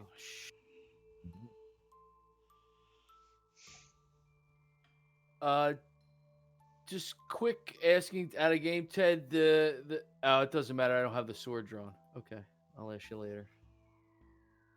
This jack of all trades applies saves. Fucking Tarek. Bam. With the skills. Tarek sucks. Oh, I didn't fix my sheet from when the guy got strength trained. Oh no, I have to fix it.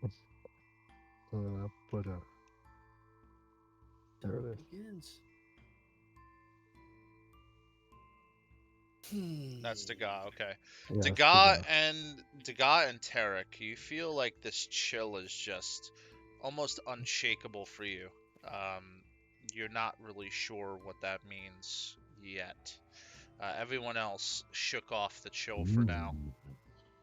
I would like to put my winter clothes on, please. All right. I am going to draw the Soul Ripper and actually call Paz out as well. Okay. Beacon sort of sees maybe a chill go through them. He says, "Why don't we try see if I can create a bonfire? See if I that's am what very warm. if I can see if I can create a little bonfire in our little circle here as we're gelling up." I begin to dance. So I just feel like the kind of hairs on my arms stand up, kind of one of those chill thing, goose pimple kind of things. Yeah, what did you want to use for the bonfire as far as like Magic. Oh, gotcha. So you want to use It's a cantrip, yeah. Create bonfire, the cantrip. Gotcha. Makes sense to me. As you cast a create bonfire cantrip, the fire just straight up goes out. You feel like it's way too cold for something like that to work. Just a little. Okay, that's interesting to learn. Cool. So like it does. There are like environmental stuff that is affecting fire like that. Okay. So, what do we try to do? Do you feel, Tarek, or do you want to try to? Do you want to see if I can see if best if I can? If there's anything that's like seeping in, like if you're gonna get some sort of frostbite or something. I mean, I guess I just feel, like I said, goose pimples. I guess is the. I don't know how else to describe it as far as I know. The guy's like, I don't know what that means, but I just yeah, but just my a scales slight, are just a slight chill. It's a little yeah. bit nippy. It's a little bit nippy in here for my taste. This is very cold for a reptile. Well, yeah. If I'd like to anything, if I feel worse, Beacon, I'll let you know.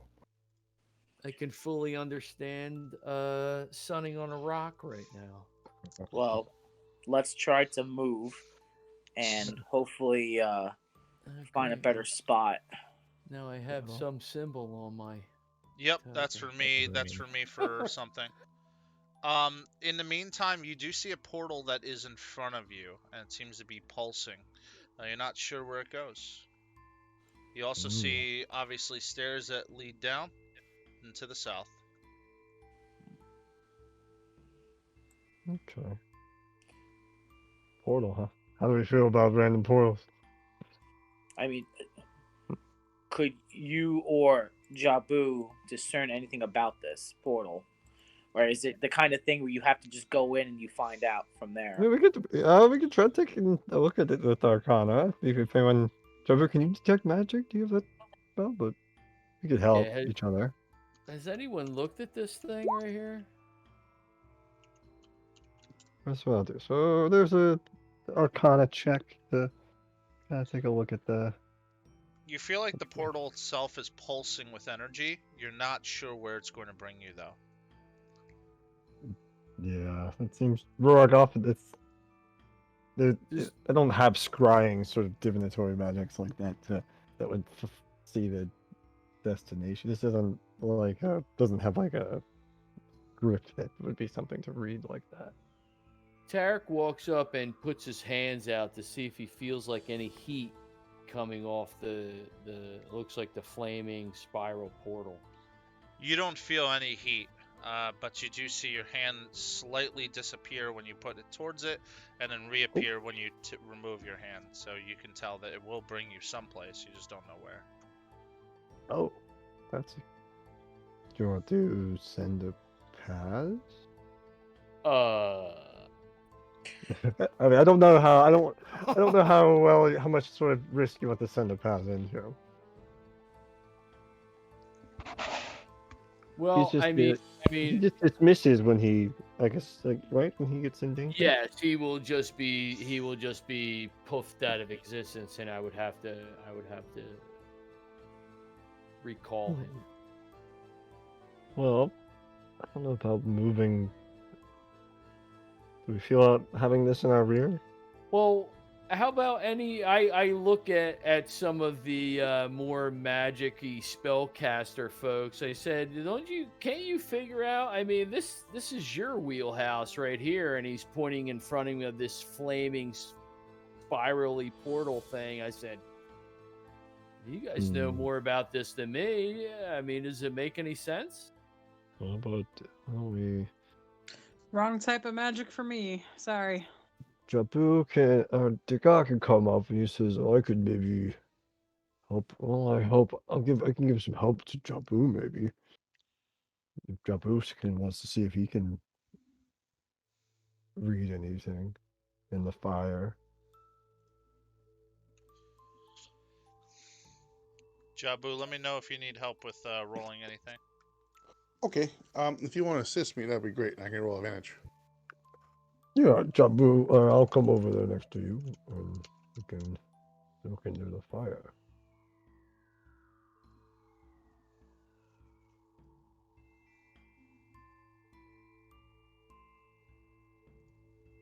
Yeah. 12 and +4, it's a 16. But you rolled advantage. Roll one more time for me.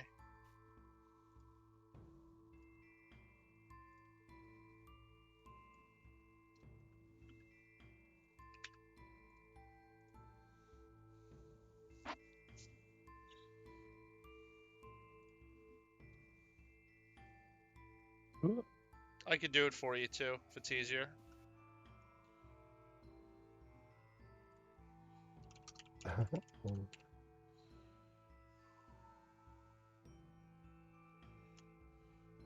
All right, that's a 10.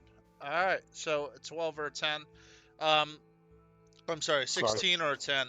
So with the 16, you pretty much know more of the same. You recognized a portal like this before in your travels. You know that the portal itself is, you're not sure if it's a one-way trip or if it's going to bring you back to its destination.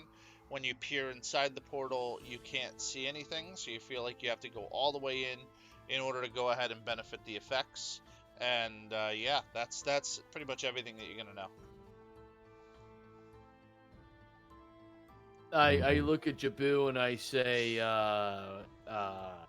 so does anyone have an idea if I were to send a Paz through the portal? If he would be eliminated immediately? We don't know.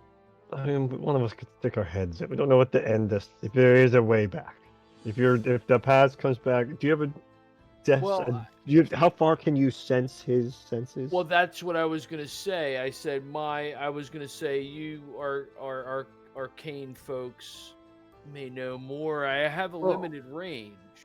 Let me look up. I communicate, know a little bit about familiars. So I'm just saying that if he were to go, I mean, in my limited experience, going through these portals, you're traveling great distances. So I would lose immediate contact with him, and I wouldn't know if he was dead or alive. Which would still be information gained if it goes that far. So I think if with a familiar, it's 100 feet. It's still a bit different than telepathy because it's through the bond that you have. So it's not like so it's the walls. Unlike speaking through walls, it's different with sensing a Paz's eyes. So I can sit here and I can focus, and I would be able to see through his senses. That's an action you can take. But I would be essentially blind. You can see through the familiar's eyes. And I guess I would know immediately if he was if he was still in existence. Yeah, you could. Yeah, I think that's a way to probe this if we want to. Maybe. But the downside of this is I have limited ability to recall him. It's true. That until we are out of this dreadful place. So that's why the risk is I don't mind. He has been very helpful to us. So if you think it's a little risky for him to pop his head in.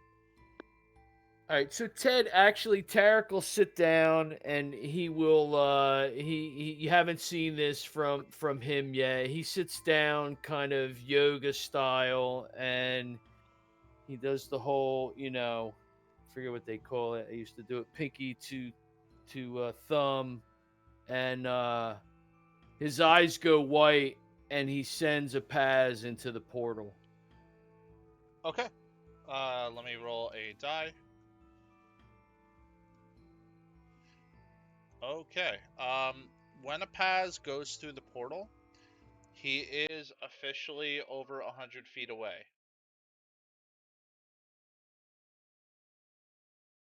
And I believe from there he just kind of zips back into the zone.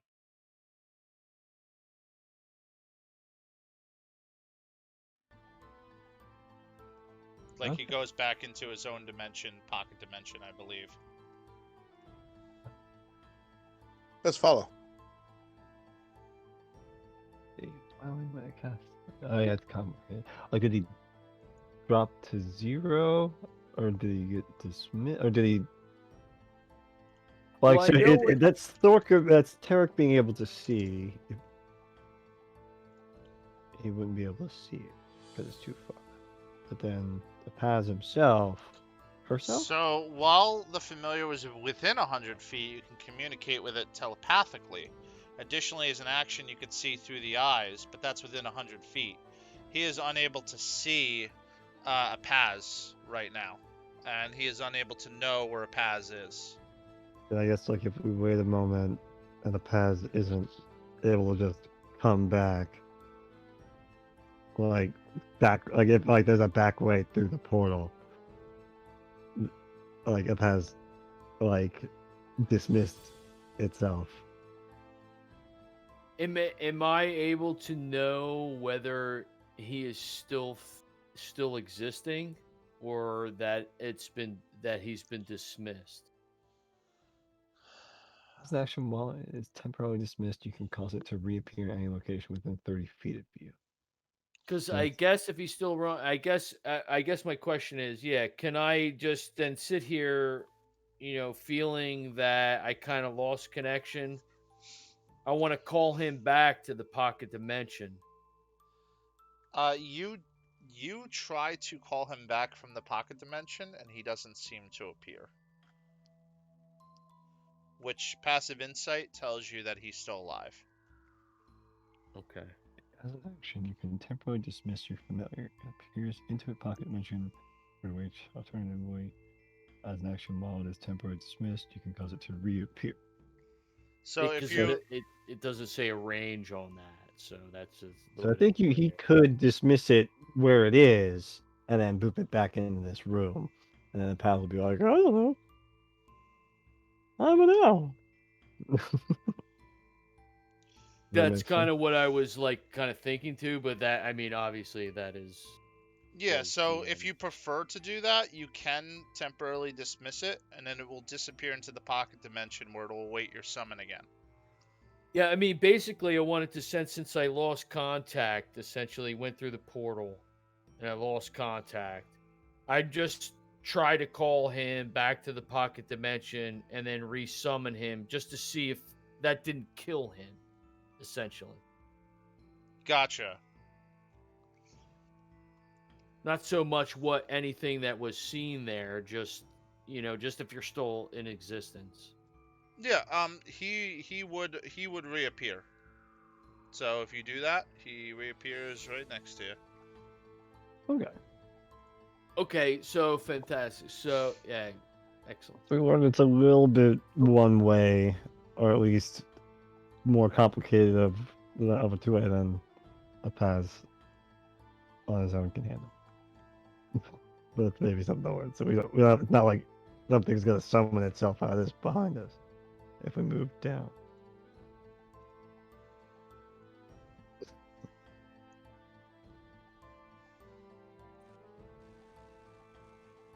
Yeah, so I at least convey to the party. I say it goes somewheres.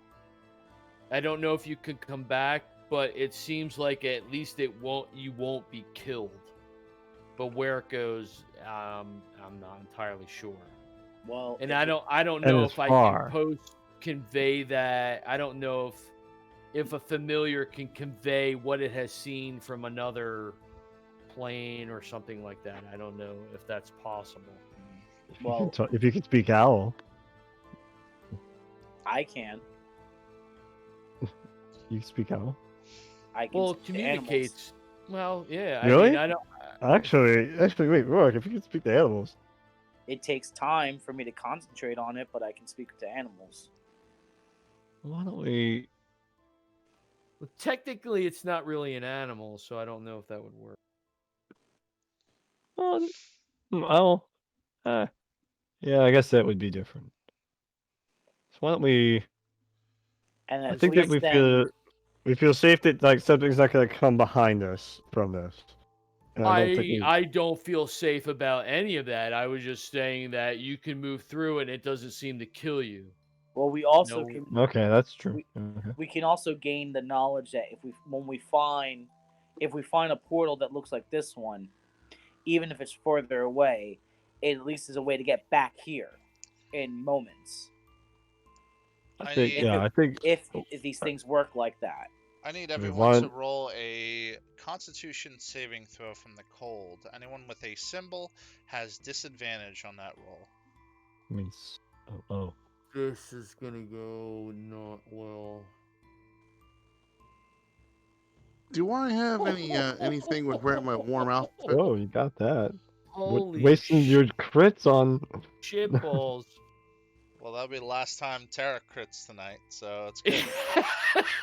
I'm happy we're wasting them on this. I got my warm outfit on. Do I have to roll? I have a team for the guy. You would still have to roll, but you can roll with advantage, Jabu. Sweet. Degas still feels the chill. Anyone who's within 10 feet of me gets a bonus on a saving throw. I completely forgot. Oh, that's important to know. Oh, What kind of nice. bonus? It's a plus +3? 4. Oh, nice. Oh, that's a good one. Am I next to her? That's, You're far away. no. Well, he would be next to Rorik, so Rorik would be. Yeah, he would be with me. Would he be on the left or the right? I guess here because he's on top of me. Okay, so then yes, you get advantage, Jabu. You Sweet. get the benefit. And +4? Oh boy. Yes. Yep. The only sap who's far away. Degas shakes off the cold for now. Oh man. Cool. So, do I feel better like after that? Have I removed any of the? You feel like Previous- you've shaken off the cold for now. Okay. But you're still cool. you're It still didn't get cold. worse. You're just Yeah. not chilled to the bone. Jabu, you're not affected by the cold yet. So I kind of move over. I said, I'm like, you want to we'll send the familiar down, the float down through here, take a little Yeah, look-see. I think that does seem like a good idea. Speaking of fly over, it'd be cool for. I wonder if I'm faster than I know. So I'm immediately relaying what he's seeing, and what he sees is what appears to be kind of an oval room with a rectangular pad with a bridge over what appears to be some type of water or ice or something, and then a few passages leading off.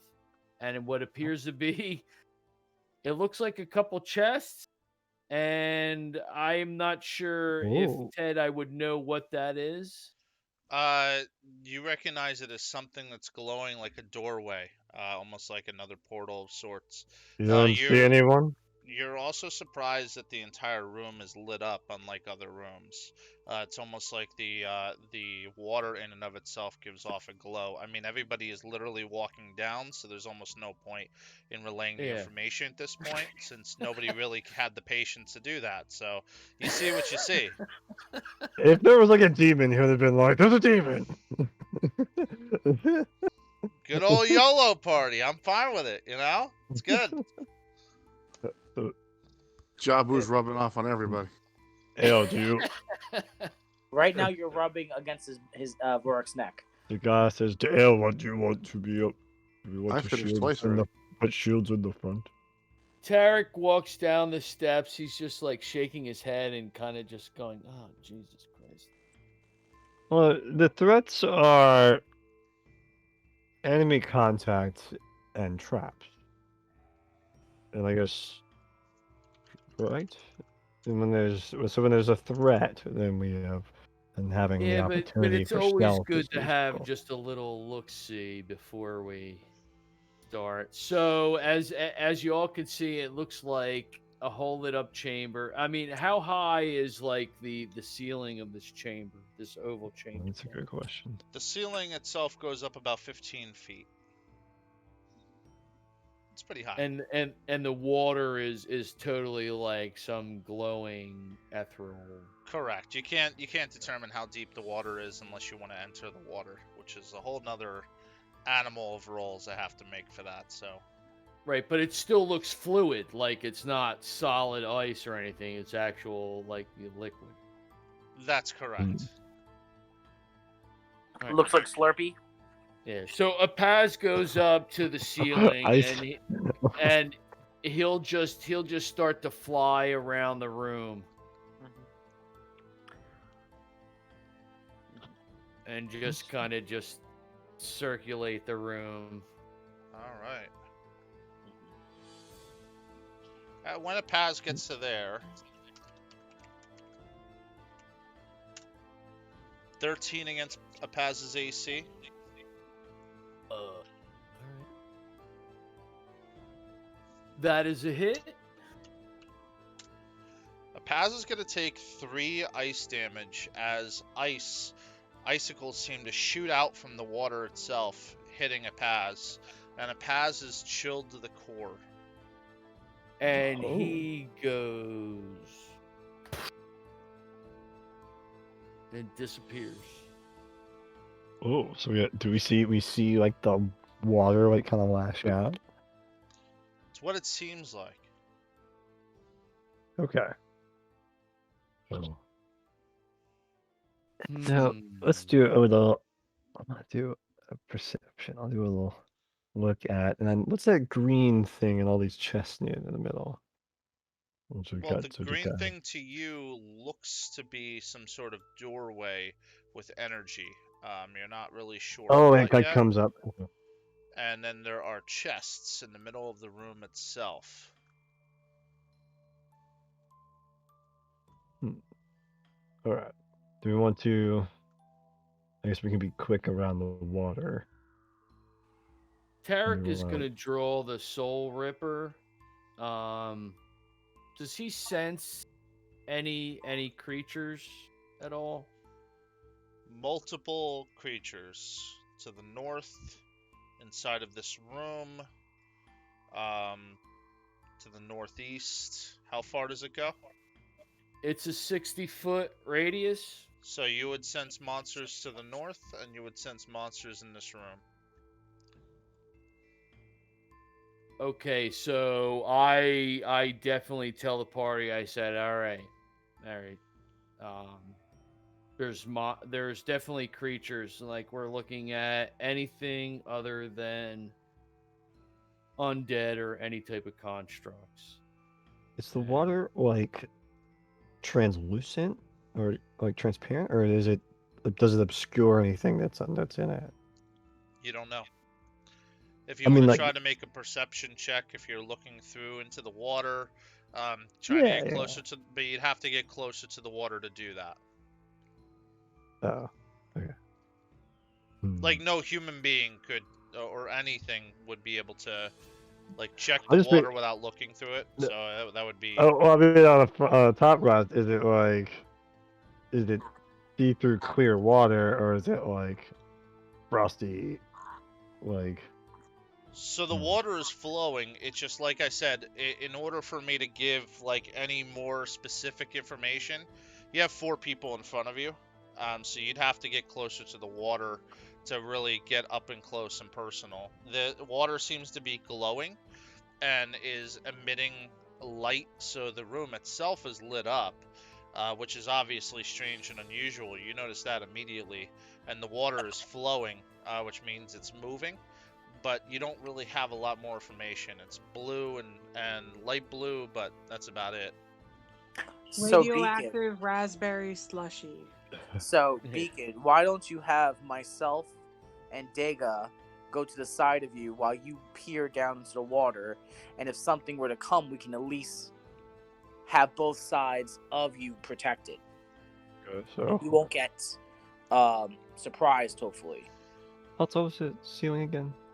Sorry. 15 feet. 15 feet. Okay, so Beacon will fly up a little bit. There's up a little bit here. I'm near the edge of the water. And Rourke will stand ready in case something tries to attack him. And then Degas, I guess, can give him a little help, and we can.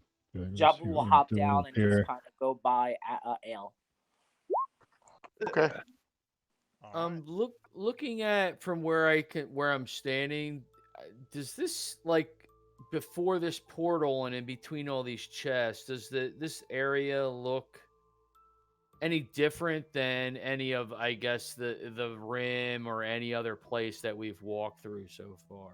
I mean, you guys have only walked through one room, so I really can't give you a lot more information. I would be like, you know what I mean? Like, you've gone through one room, so I can't, Room I don't 2 think, also yeah, icy. yeah, they're both really cold rooms. Batting average, everything is sus.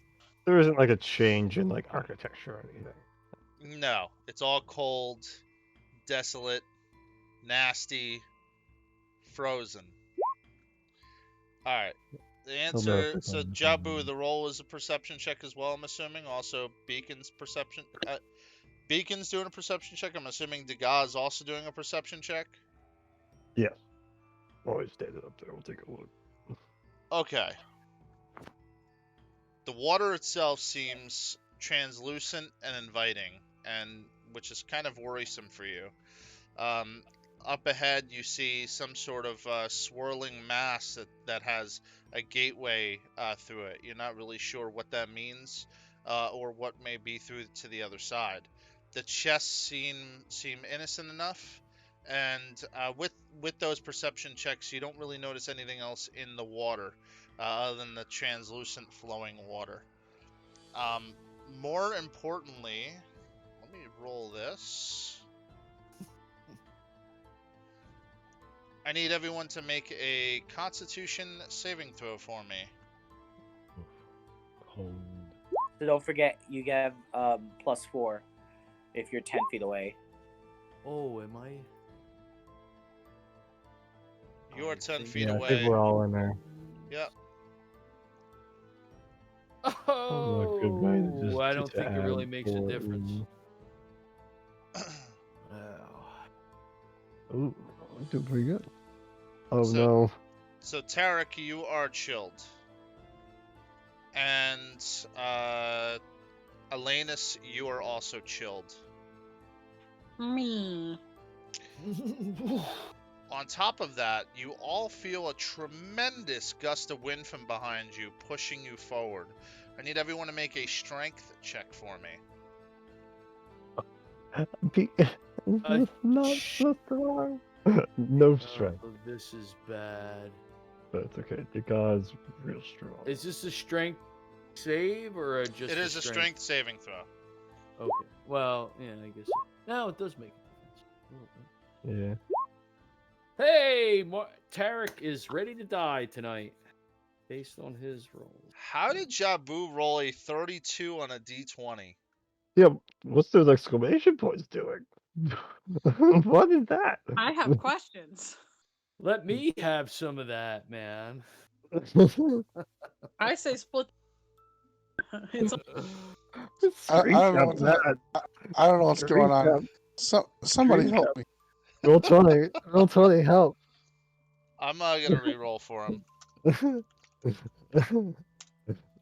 He got an 11. That was a blessing of Tiamat. So yeah, Tiamat rolled for me. Yeah, that's right. yeah. So do they still get the +4 from that strength check? Question. Yeah. And what's the Yes. aura that you're using? anyone who's within 10 feet of me gets a +4.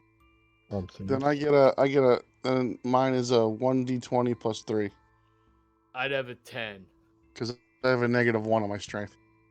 Okay, so here's what's going to happen. Anybody who failed is going to be pushed 15 feet to the right.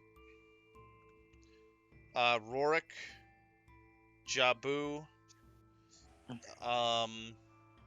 Rorik, Jabu, and Tarek are all going to be pushed 15 feet to the right. Oh man. Am I still on this walkway? You are. And then Beacon, you also move 15 feet, but you're currently flying. So, because you Where was the- specified that, so it should be fun. Because you Oh rolled a yeah, 4 for the I strength have no save. strength. I have no strength. Um, I'm getting blown around like a bird. Yeah, Jabu and Rorik, you're both chilled. Does that mean you can't move or anything? No, it's just been like the No. checks that we've been making. Oh, okay. You're not sure what that does The yet. cold checks. Yep. Are they in the water? Or... They are in the water. Yes, they fell in. It's just really cold water. Can we just move, like, I guess Can the we guy start to move move up out to of try it? to? Yeah, I will- you're under a free. You guys can do whatever you'd like. You're Oh, under okay. a free So turn. You know. I The grab guy's gonna- Jabu and I swim over to the bridge. Yeah, I wait, was Jabu. gonna kick my boots on, and I was gonna try and float over them and try and help them up. Oh, you have cool boots too. Mm-hmm. Yeah, we can get you. if I we can was get just you. gonna move forward and try and help him out of the water, or you're flying, so it doesn't really matter. I wasn't sure if the I can water also was do gonna- that, but I just do my boots. You suddenly hear. Oh, you also have one. You suddenly hear a roar come from through the portal, and something steps out. Oh crap! What are you Whoa. doing? Ah! And it steps up, and you guys will roll for initiative. What? We're fighting my Alright. wife?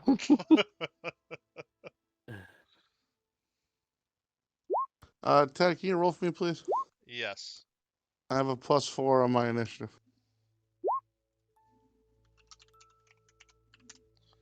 Got a 19. Wait, Thank why did you. I? That's a 14 for Rorik. Okay. There we go. You got. I'm double slow.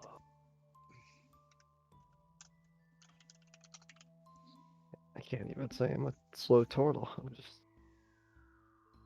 It's cold. it's the It's cold down it's the here. rep. Yeah, it's Like, I'm trying. I'm on half hibernating. he's just like frozen to like the bone. I'm the wrong color of metal for this.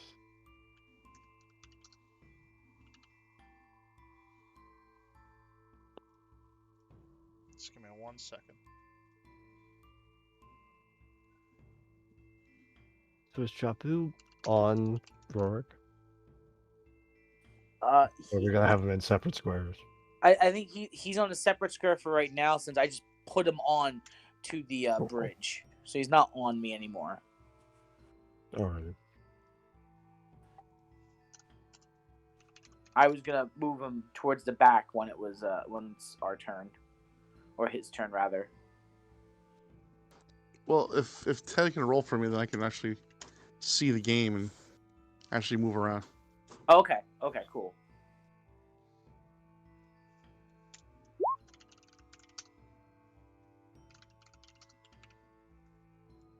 Are you doing this on a phone? I'm just out of curiosity. Oh, my phone, yes, sir. Oh my Yeah, god, that's that's amazing. phone's- The phone's really weird for like scaling. So I have thought like a pad, like a touchpad would be pretty good. Yeah, that's crazy. That's awesome though. All right. So, Thank you.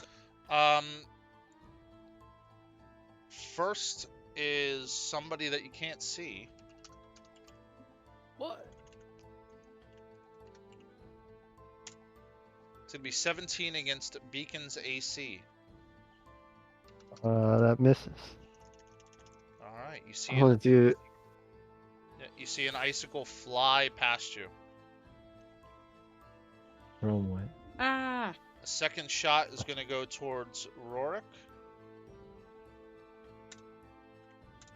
And that's gonna be a 27 against Rorik's AC.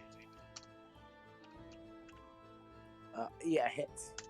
Is this coming out of the water? Yes, it's gonna be 13, Oh, it's 13 ice damage to you, Rorik.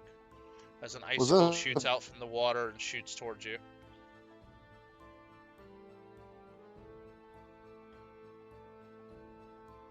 Got it.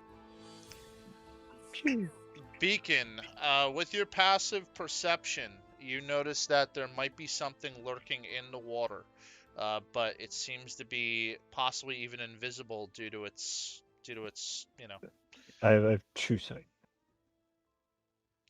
Gotcha. So with your true sight, you notice that there seems to be an elemental in the water. Element. Okay, so I'll say that. Oh, I'll be like, okay, there's the cold elemental, which is Yeah, what he told us about. yeah, you can let them know on your turn, and then we'll shift over to Jabu. It's your turn. Okay. You're right in front of a First thing Yeti. I'm going to do, I'm going to, I'm right in front of the Yeti. What? Yeah. You are front and center in front of a Yeti.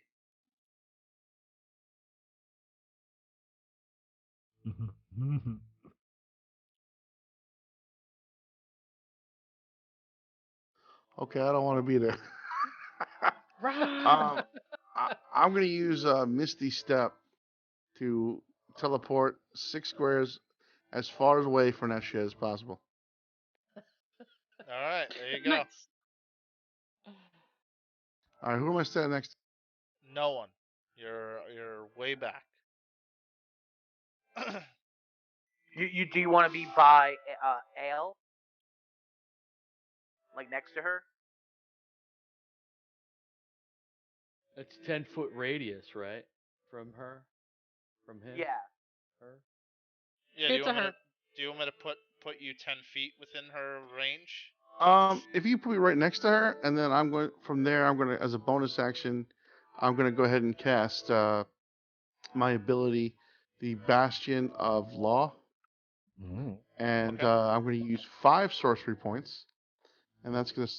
These clocks are going to form and surround her and myself, and that is my turn.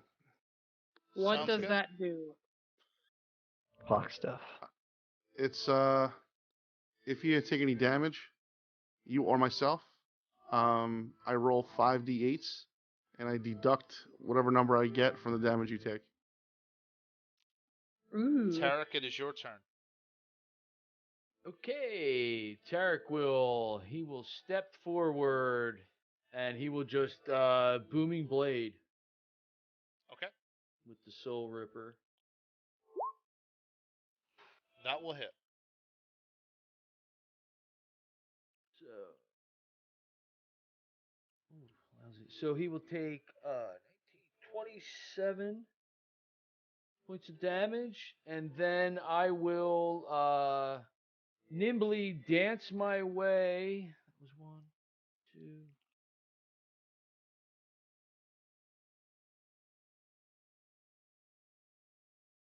To here, and that will end my turn. All right.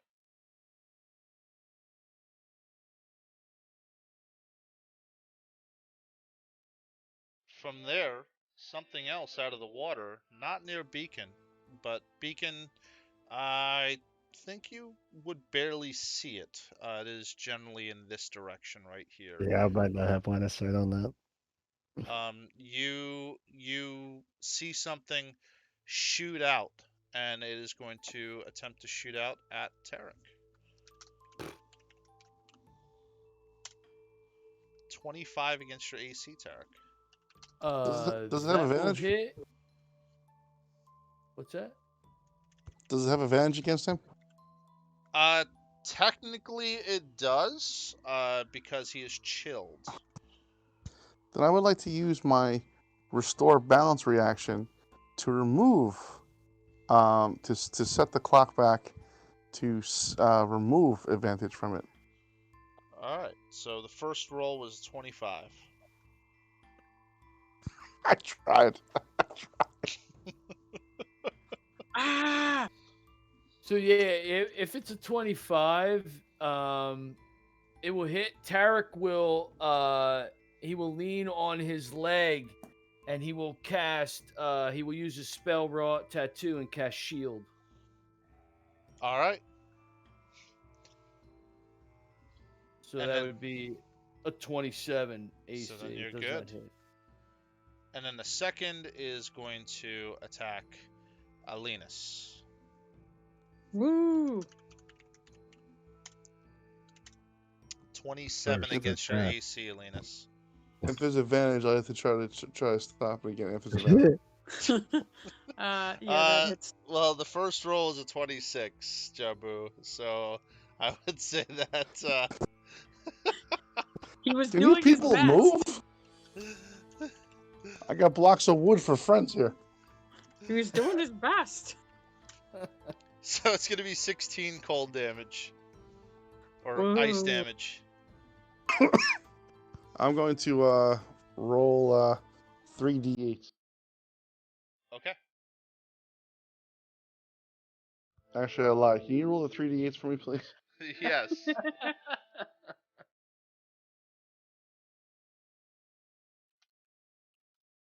I got 8 total. Could you So roll them better, please? I can't do that. Can you roll those better, please? Okay, then please deduct 8 from the 16 damage, please. and then the rest comes out of those temp points.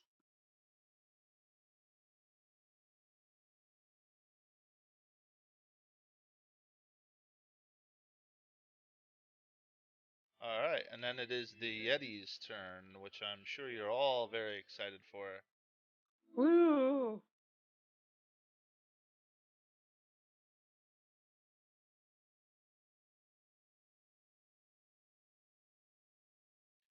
All right, so the Yeti himself looks at you all, and the first thing it's going to do is attempt to do his chilling gaze.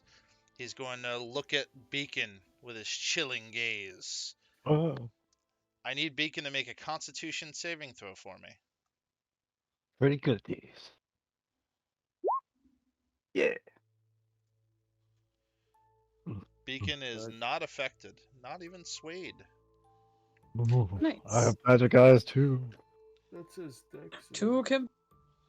And then from there, you see the abominable Yeti breathe in and then blow out with this.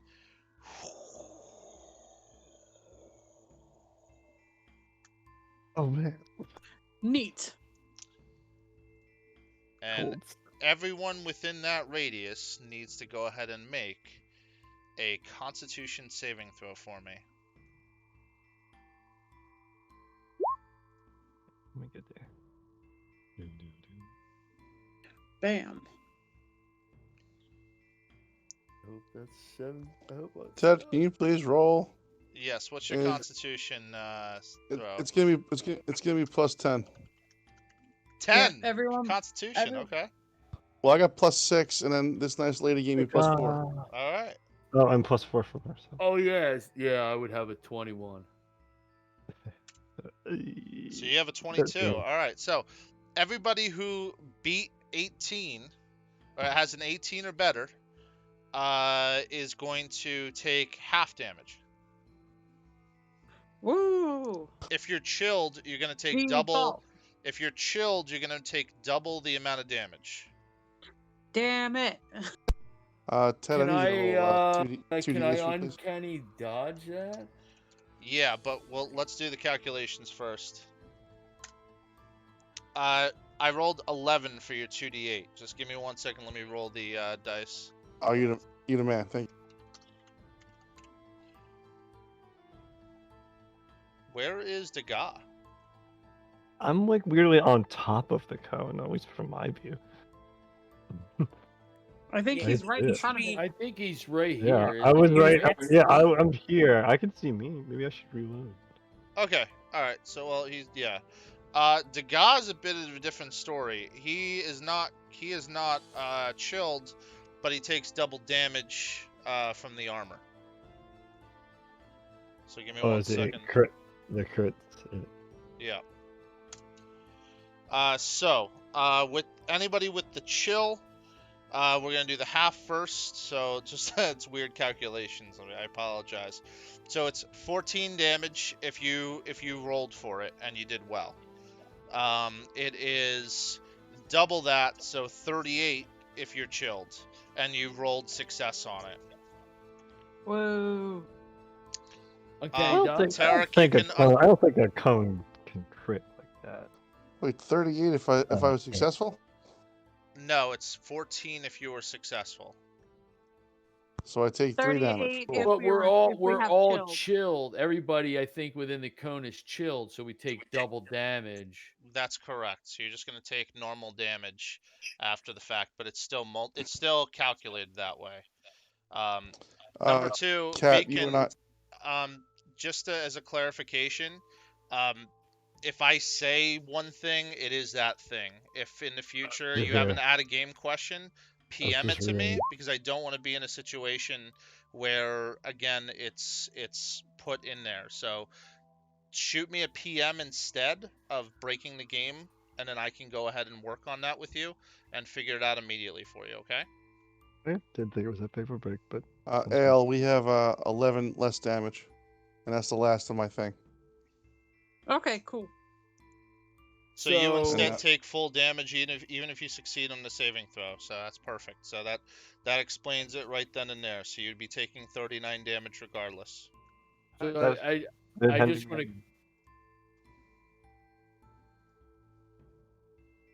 So let me break it down. So Degas not chilled, as far as I understand. He takes 39 damage. Tarek, with the multipliers and being chilled, it goes from 39 to 14 because you successfully rolled. Then it goes to 38, and then you uncanny dodge, and then it goes to half of 38. So whatever half of 38 is, that's what you actually took damage on. Excellent. Thank Alinus, you are chilled, so you take, but you succeeded in the roll, so you would take 14, then you take 38, and then you subtract whatever the roll was that was from Jabu. Yep. Okay. Yeah, it's 11. Perfect. And then Jabu successfully rolled, so you would go and take 11. And yeah, and then Rorik, you successfully rolled, I believe. You did. So you would take 14, and then you would take or half of 39, which is half of 39, and you take double that, and that's it. And then I'm gonna remove this, and we're gonna move on. From there, Awesome Rorik. calculations. Woo. Yep, Rorik, it's your turn. Okay. Yeah, chill's brutal. So with a bonus action, Rourke would like to rage, and he would like to attack this Yeti, this asshole who keeps trying to make him to a snow cone. Sounds good. And he would like to attack recklessly. Okay.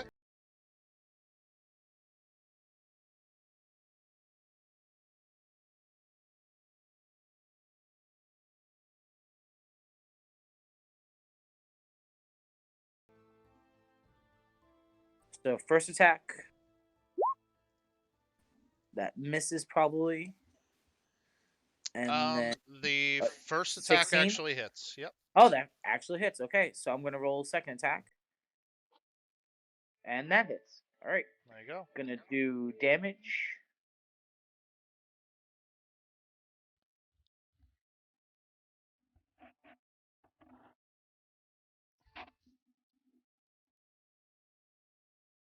So damage from the first hit is 32, and then from the second hit, 29. All right. So that's 61 points of damage. Oh wait, no, there's more to that. Sorry, add 6 more, so 67 points of damage. All right. Okay, that is the rest of my turn. That's good. It looks pretty hurt. Alinus, it's your turn. Yay. So what I'm gonna do is pull my hilt from my belt, and the sun blade just kind of pops out of whatever it's doing as I fly on over and smack it in the face. All right.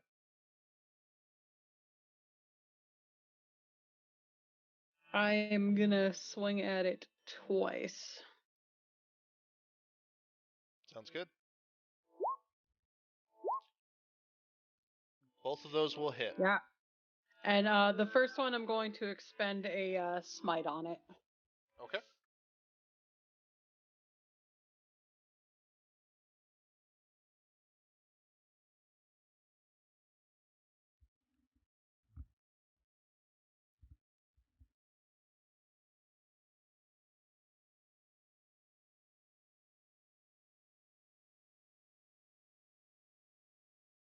Yes. Sorry, I'm just calculating the sword real quick.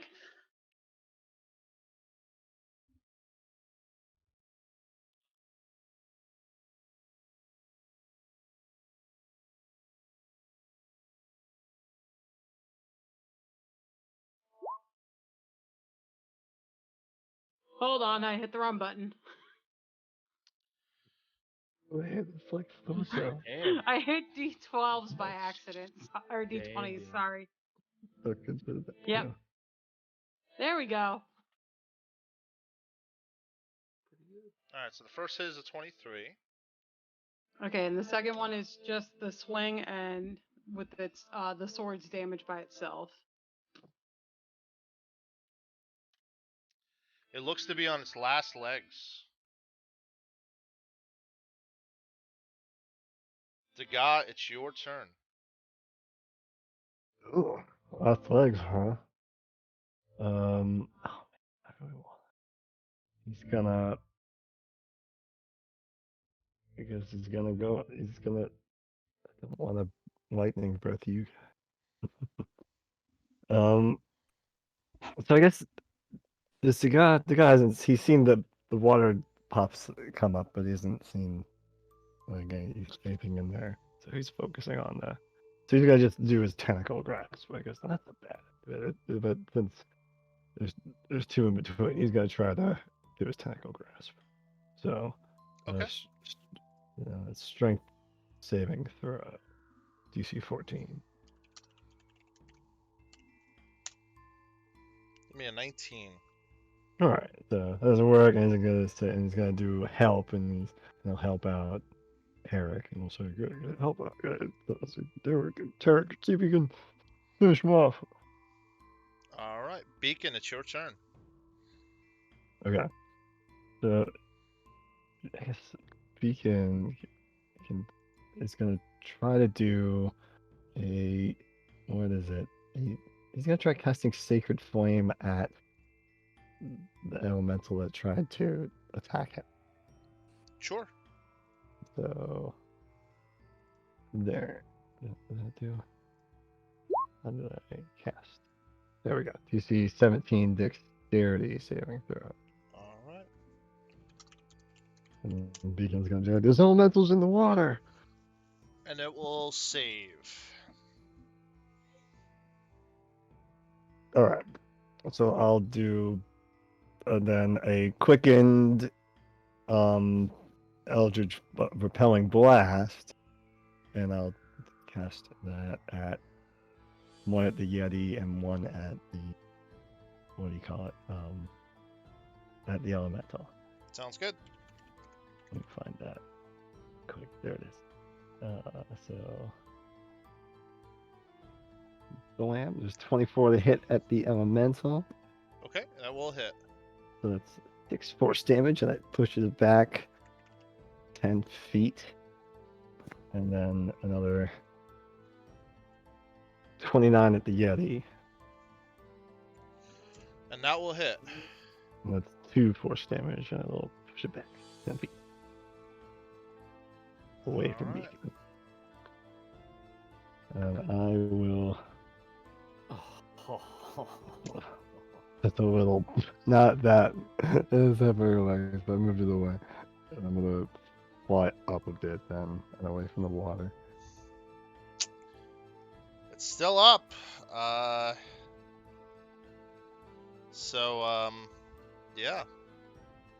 In the Yep. meantime, At the after your turn is over, one of the elementals is going to go. It is going to shoot at Rorik. That's going to be 18 against your AC, Rorik. I believe that misses. No, that hits. Oh, that hits. Oh. It's going to be 16 ice damage. Okay. The second attack is going to be against Alinus. That's going to be 27 against your AC, Alinus. And 18 ice damage. Okie dokie. As the icicles shoot right out from the water and reach both of you. From there, Jabu, it's your turn.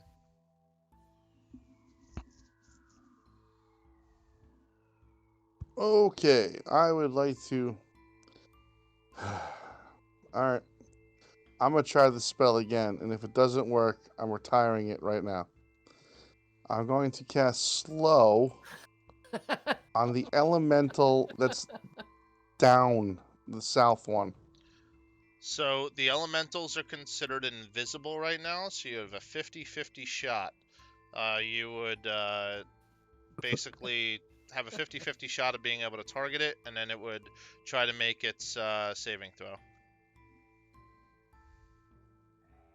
50-50 like a disadvantage? So because you have a saving throw type of situation, I would roll percentile. And if you roll above 50%, then you are good. If you roll below 50%, then you attempt to cast slow on the water instead of the elemental.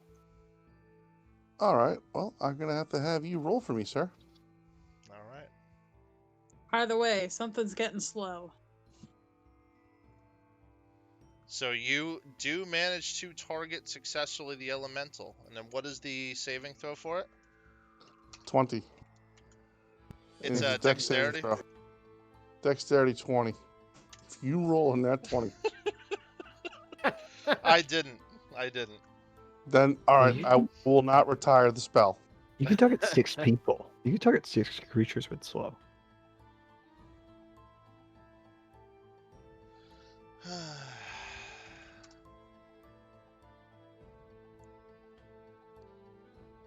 Yeah, 40-foot cube within range. He can definitely target that monster, and Rorik, Alinus, the Yeti.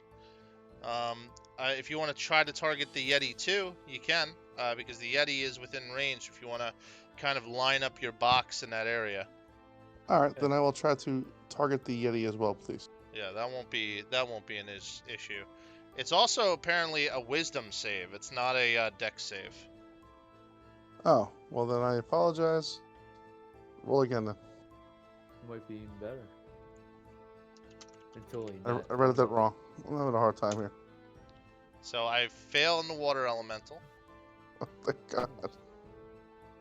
and the Yeti fails as well. Nice. Woo! Okay. Alright, so that's slow, that's a quicken spell. Alright. I'm gonna have to I will cast Eldritch Blast on the elemental. Both beams to the elemental that I've slowed, please. All right, you're gonna roll disadvantage on each one because you can't see the elemental. I would like to use my Restore Balance to make one of them regular, please. All right, and what's the plus? My plus is 15. Sounds good. So the regular one you will hit. The other one you do still hit it. Yeah. Okay, so that's going to be a +3, so 1d10 plus 3. And I have the blast where I pull things. So I'm going to pull it 20 feet out of the water. Okay. So it's going to take 20 total. All right, and each beam pulls it 10 feet. So I'm going to pull it 20 feet out of the water, and then that's my turn. All right. Tarek, it's your turn. All right. So that he pulled that out of the water right there. Yes. Okay. All right. I went fishing. So I guess I have a question. Would I be able to, I guess, basically lay my rapier down and pull crossbow out and attack? You have help from Digga. I do. So if you throw your rapier to the side and grab your crossbow, I believe that counts as an action to equip yourself with a weapon. Let me just double check. Right. I just want to clarify that. Otherwise, since I don't have the boots of speed on, my movement is limited, and I would have to move through. I think you can drop a thing, and then your normal interact with object is Yeah, you're that's the drawing. way I think it If works. you wanted to keep the thing rather than just drop it, that would be a use interact with object action. But So through the can drop player's so through the player's handbook on page 190, you can interact with one object or feature of the environment for free during either your move or your action, drawing or sheathing a sword, which means that you can sheath your sword, but you'd have to spend the action getting your bow ready. Okay. Sounds good.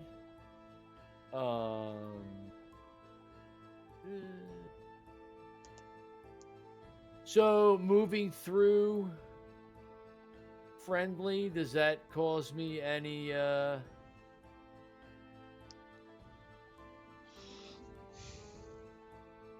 No, you can move through us. Yeah, you should be All right. fine. I It's I'll be right back. Yeah, I mean, I will move there, and I will booming blade the Yeti. okay. Yeah, anytime you move through anyone, it's difficult terrain. That's all it is. Right, that's what I was asking. So I move through one square, so that's double. So I don't know if I'll be able to reach him then, because I only have 30 feet of movement. So 1, 2, 3. You're only gonna get to in front of Alinus, Right. so you won't make it. All right. So, all right. Tarek's going to he's going to click the boots of speed, and he will zip back here and use the hide action. Okay.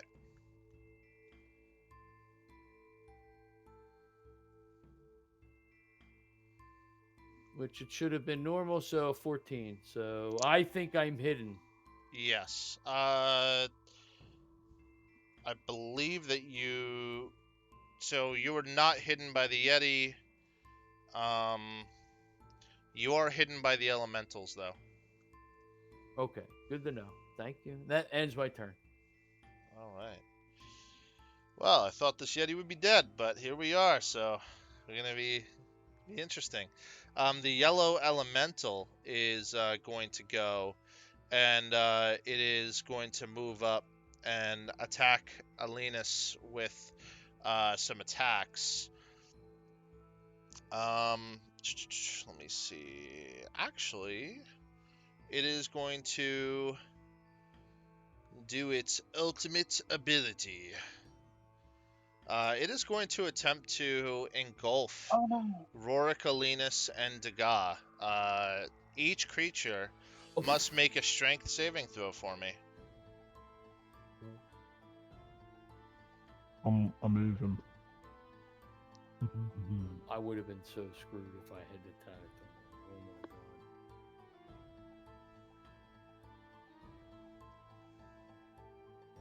god. Hold on, I didn't switch my die. Oh shit. I was like, that looks pretty good. Look pretty good. No, I Wait a second. 25. Oh, So nice. none of you are affected. You do notice that it's pretty much occupying the same space as you, and you're all within about waist deep of water right now, because of its body being in that area. From there, the Yeti is going to take a deep breath in.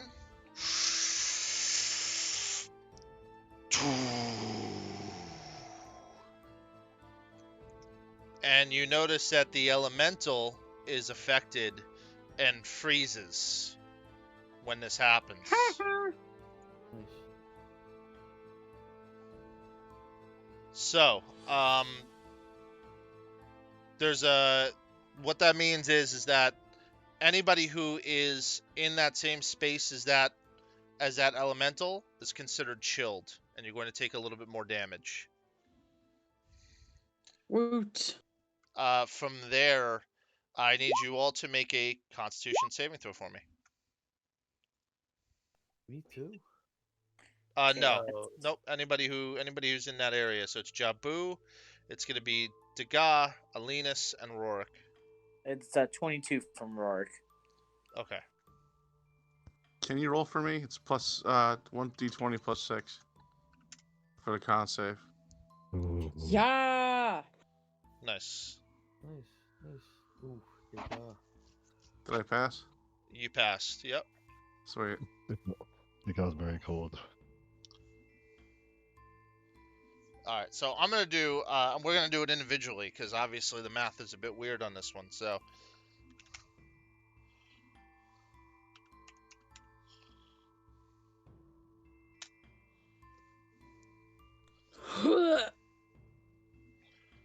All right. So. Alinus, you passed. So. You're going to take 27 damage first, and then it will double to 54 because you're chilled. Woo. Oh well, yeah. So Rorik, I guess it's everybody because everybody's chilled. So it'll be 54, 54, and 54. So we just take 54? You just take 54 because you're all chilled. Even if you Okay. rolled the success, you're still gonna take 54 because you're chilled. And then the extra damage is 10, so you just all take 10 extra damage from being in the elemental's kind of presence in that sense. I do too? Yes. Alright, I'm bleeding. Me too. Yay.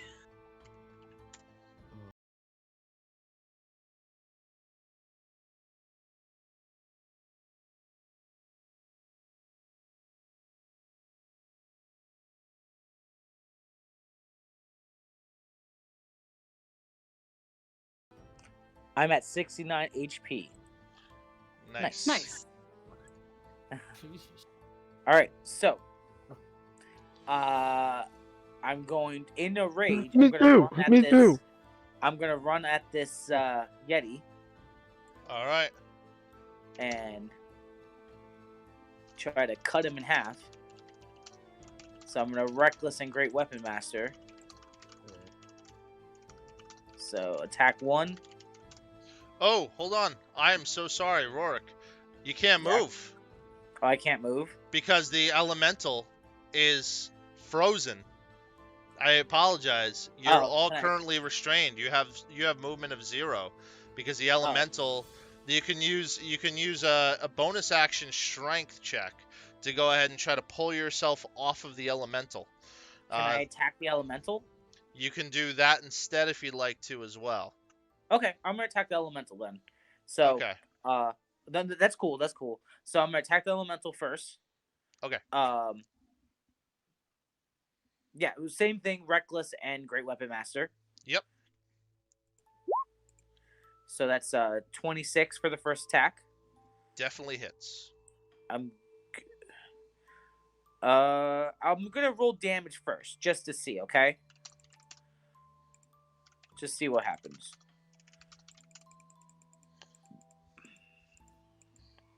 So that's 36 points of damage. All right. You chop off a lot of it, but it's still alive. He's still okay. And then I'm gonna roll a second attack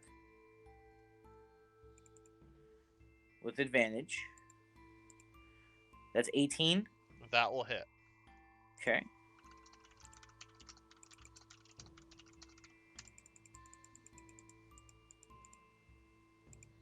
It's another 47 points of damage.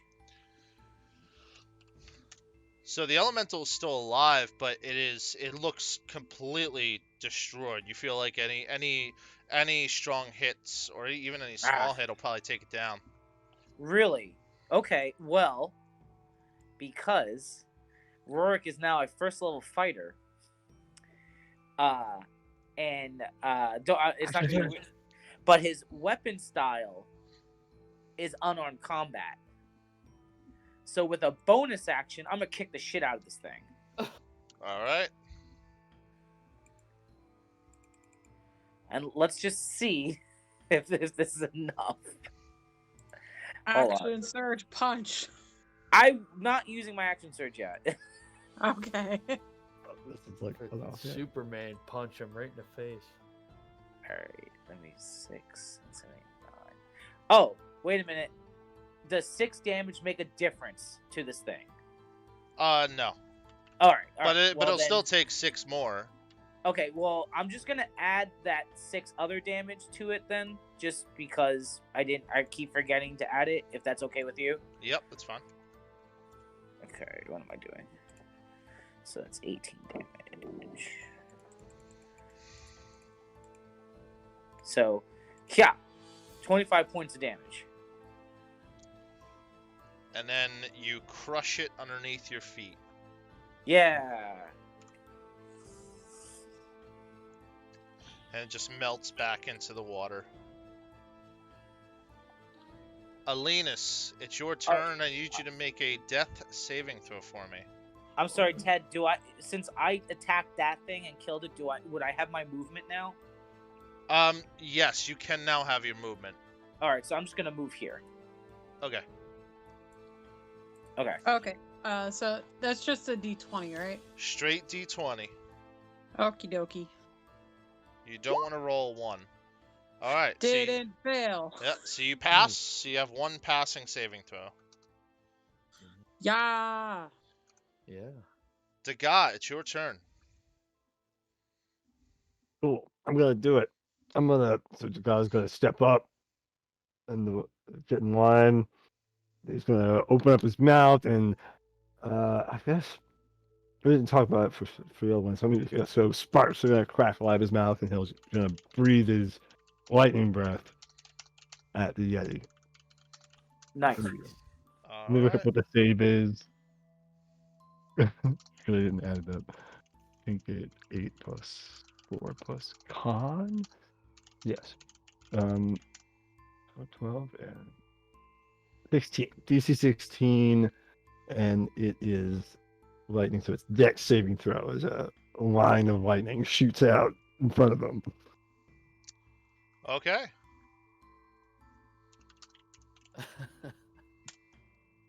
$14. Yeah.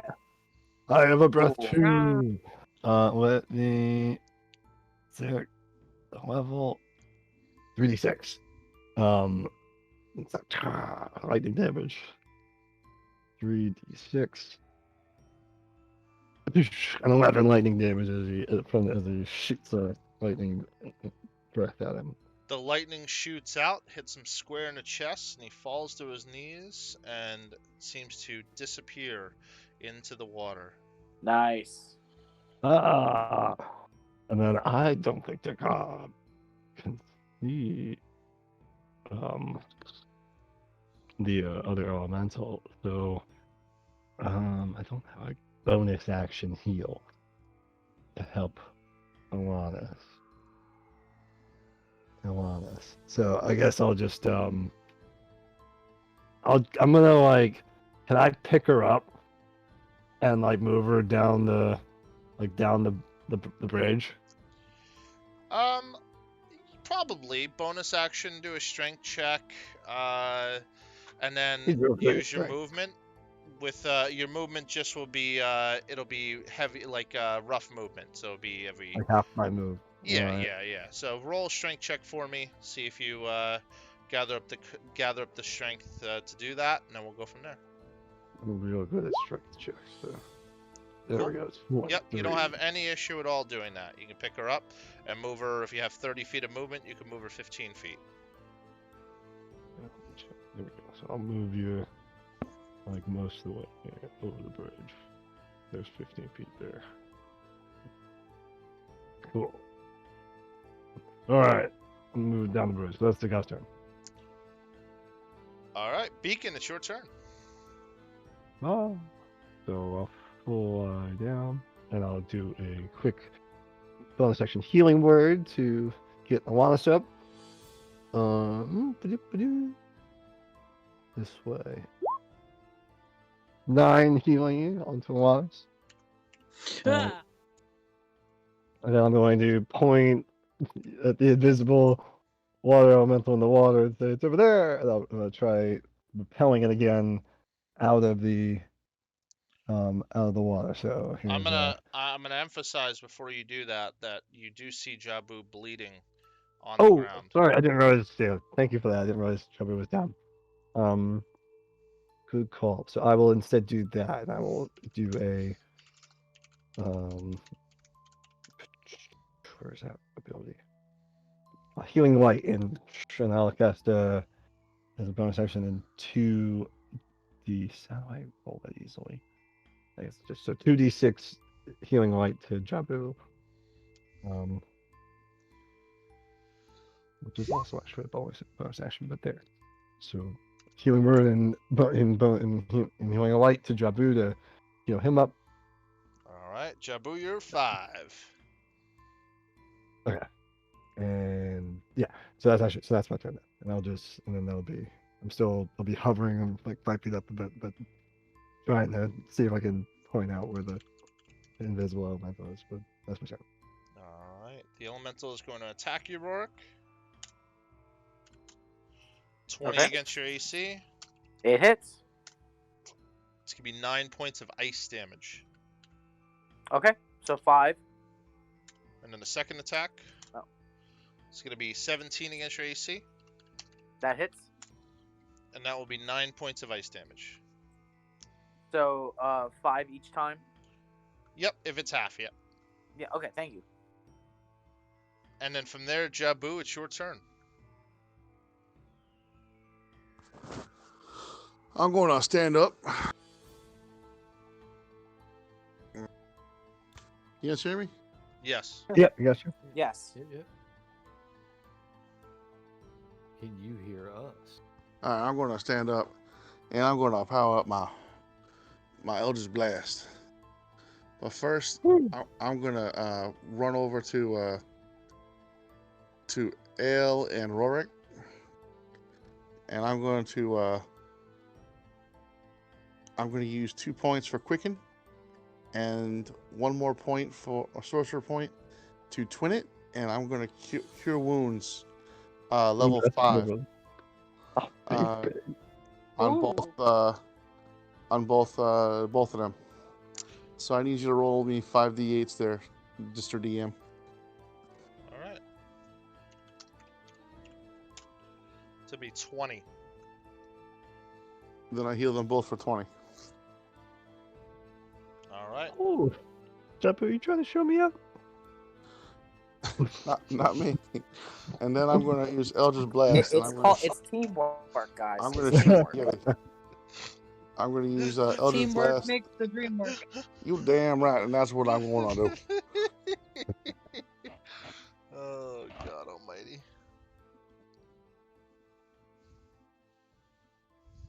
And then you said you're gonna try to attack the elemental? That's what I wanted to shoot, yes. That'll impose disadvantage, obviously, because it's currently invisible.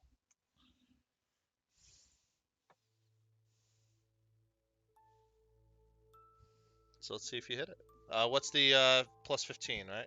Plus 15 to both beams, please. I like how I was waiting, thinking that you were gonna roll it. You do hit though. What's the damage? 1d10 plus 3, and I'm gonna pull it to me 20 feet. So 13 damage. That was very lucky of you. And you pull it closer. I pull it 20 feet closer to me. Yep. And that is my turn. Actually, wait. No, I'm gonna. Nope. I'm done. Never mind. Tarek, it's your turn. Tarek will come out and I guess see the situation. So that's see. Can I reach them? That elemental.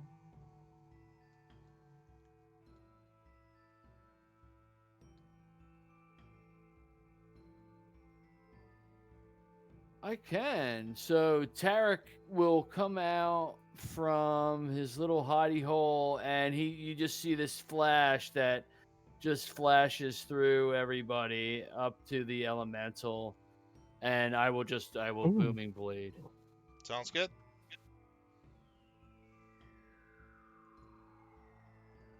That will hit. Take.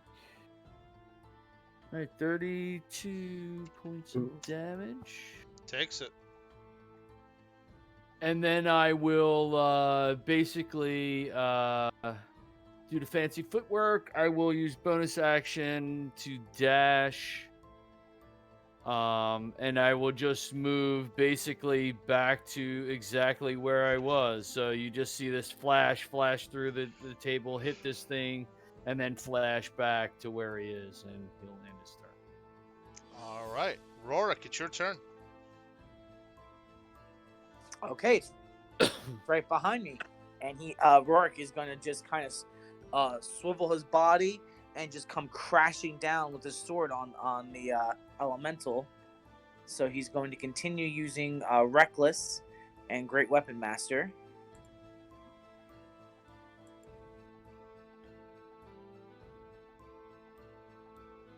Okay, attack 1. 26 to hit. Definitely will hit. And I'll just roll the second attack just to get it out of the way. 24 to hit. That will hit.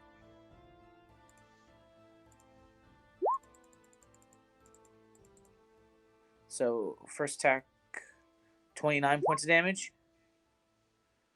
All right. And then second attack, 32 points of damage. So 60. I keep forgetting this. So it's 67 points of damage.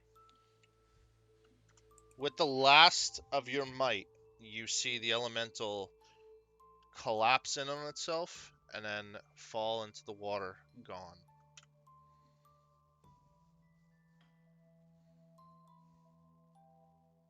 It is quiet, and you are out of combat. And then Roar just takes a big exhale, and just like you see him just bring himself down out of the rage. Whew.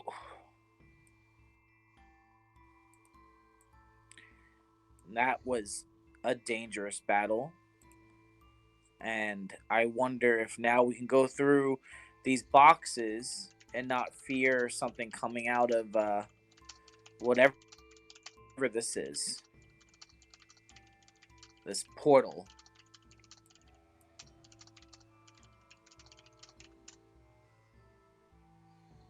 Beacon, Jabu, do you think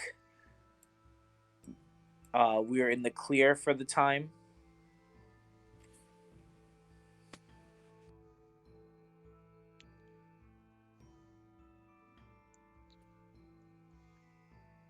Guys, you there? Yes. Yeah, I can Sorry, hear you. I was muted. Yeah, so is this like a standing archway that we're looking at? Yeah, it's a standard archway with green kind of shimmering coming from it. And you can't really peer inside. It looks like the others. You'd have to enter it in order to see where it leads.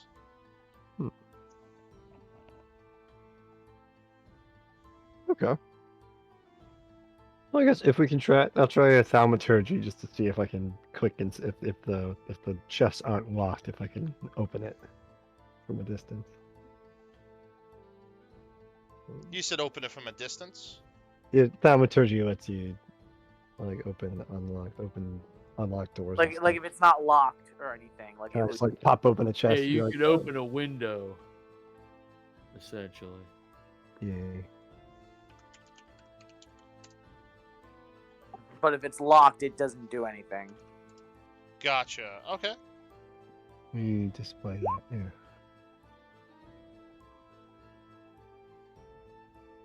Under unlock door window. Yeah. So if it's like if the top of the chest isn't, if they're just sitting here looking like normal chests, I'm gonna just try flicking it open. Yeah, I mean they're regular chests. I have to go by what it says. So it's specifically those magical effects. It's not like other things. I mean, if you still wanna, if it was an unlocked door, you, but I don't know why it doesn't list chest. I guess there's some sort of balancing thing, but it doesn't list anything about chest, so you wouldn't be able to use thaumaturgy on it. Sure. Can I do an investigation on these chests? Yeah, go ahead. Look for traps, etc., and so forth. Yeah, I Just mean, like we could, and we could speed it up. I mean, when you're looking at the chest, you're looking at the locks because you're kind of familiar with hell locks at this point. And Beacon, when you're looking at the chests, they don't look to be locked at all. The chests just seem to be here. And Tarek, you notice that they don't seem to be trapped when you check them. Okay, That's all so right. yeah, I just say today, it looks like there's nothing here. I don't know if this was bait or what. And I mean, we could open them and see what happens. Yeah, let's try. All right. So Tarek will, I guess he will pry open this chest here. All right. As you open the chest, a big gust of wind shoots out of the chest. I need everyone that is on the platform, not on the bridge, everyone on the platform, to make a strength saving throw for me. Since being Any chance I could do athletics or a It's unfortunately a strength saving throw. acrobatics? Negative. Uh, It's a big gust of wind. You're 10 feet from me. Oh, Yeah, excellent. plus Okay. four, Everybody's within 10 feet. So Excellent. So yeah, Just 28 from Rourke. You're 21. welcome. Yeah. Wind? What is wind? I can cut the wind. Strength is not my forte. Do you have a katana? so everyone feels this big gust of wind, but nobody moves. The chest otherwise seems empty. So I just say, hey,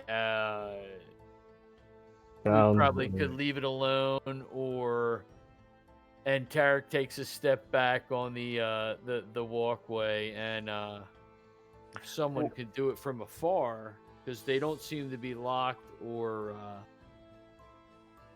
Or Beacon, you can fly. What if you were above it? I don't want to be battered around anymore. I think we're fine.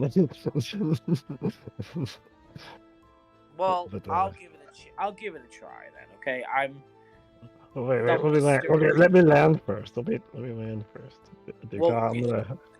You guys can go onto the bridge. I'll try it. All right. And the guy's like, I don't fear the wind. All right. So which one was opened? This one. That one. Okay, so I'll go to this one, and if Daga, you want to like come stay at my back. Yeah, I'll like kind of grab onto you. And then, Okay. So does this count as like a helping thing?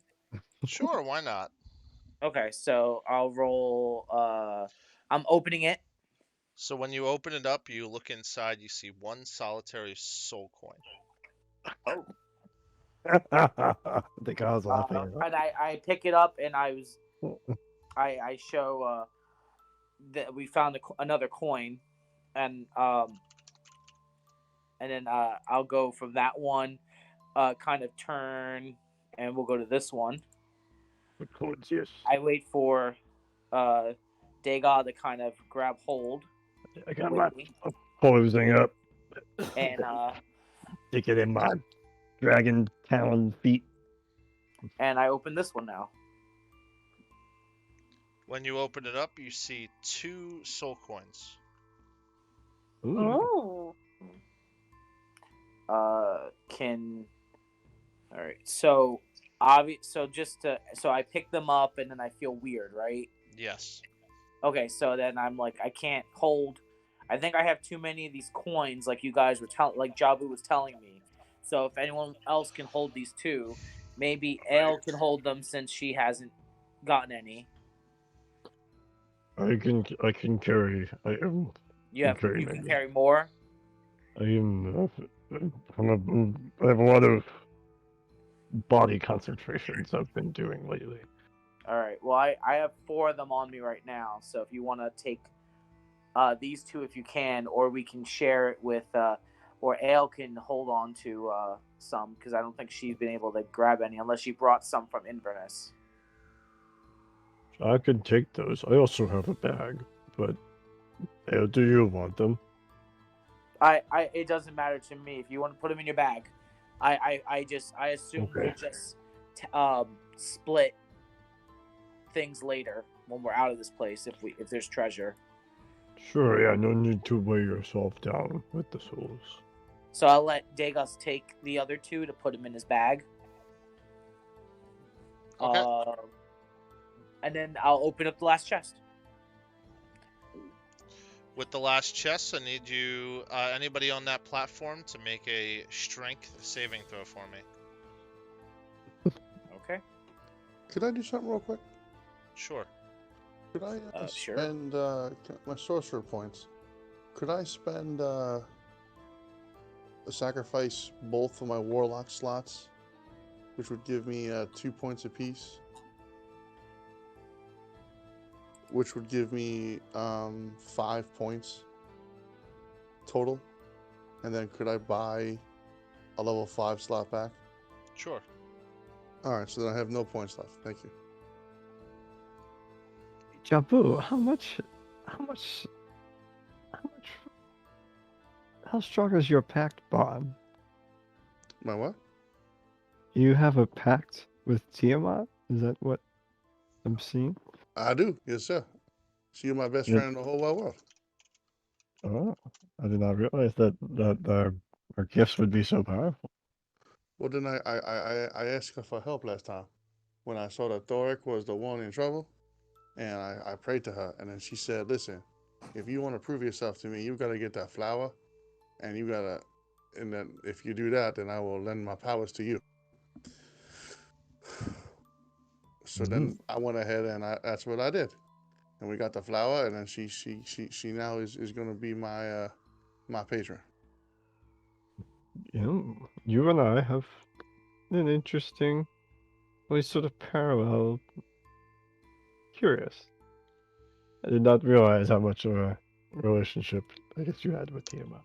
Well, I figured since we in hell, and I remember that she is the guardian for the first 2 levels of hell, I figured if I pray, I was close enough, she'd hear me. And she did. All of you except for Beacon are moved 15 feet north. Beacon, if you were on the ground and you're not flying, then you would land into the water and you would be chilled. Well, if you made your roll, you got moved. No, if you failed your roll, Beacon Oh, got I'm a sorry. 13. Okay, but yeah, I'm fine over there. I guess when they were opening up the chest, we just moved around while they were going. Then I open up the Yeah, chest for sure. and look inside if there's anything in there, or is it just the wind? It's empty, just the wind. Okay. So Trick then, chest. all right, everyone.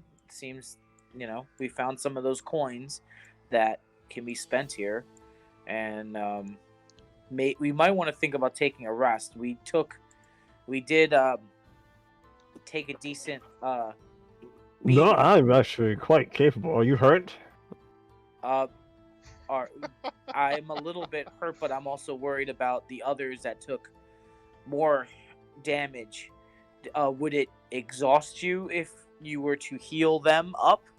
I used cantrips then in Blessings of the Angels, so we can get together. Let's see here. The guy he's a little bit hurt. I want Elanus. How are Elanus? I'm sorry. How are you how are you doing? I feel I am not quite at half of All my right. strength right now. Let me see here. I have a spell that I've been trying to find the opportunity to get you learn. It's called Prayer of Healing.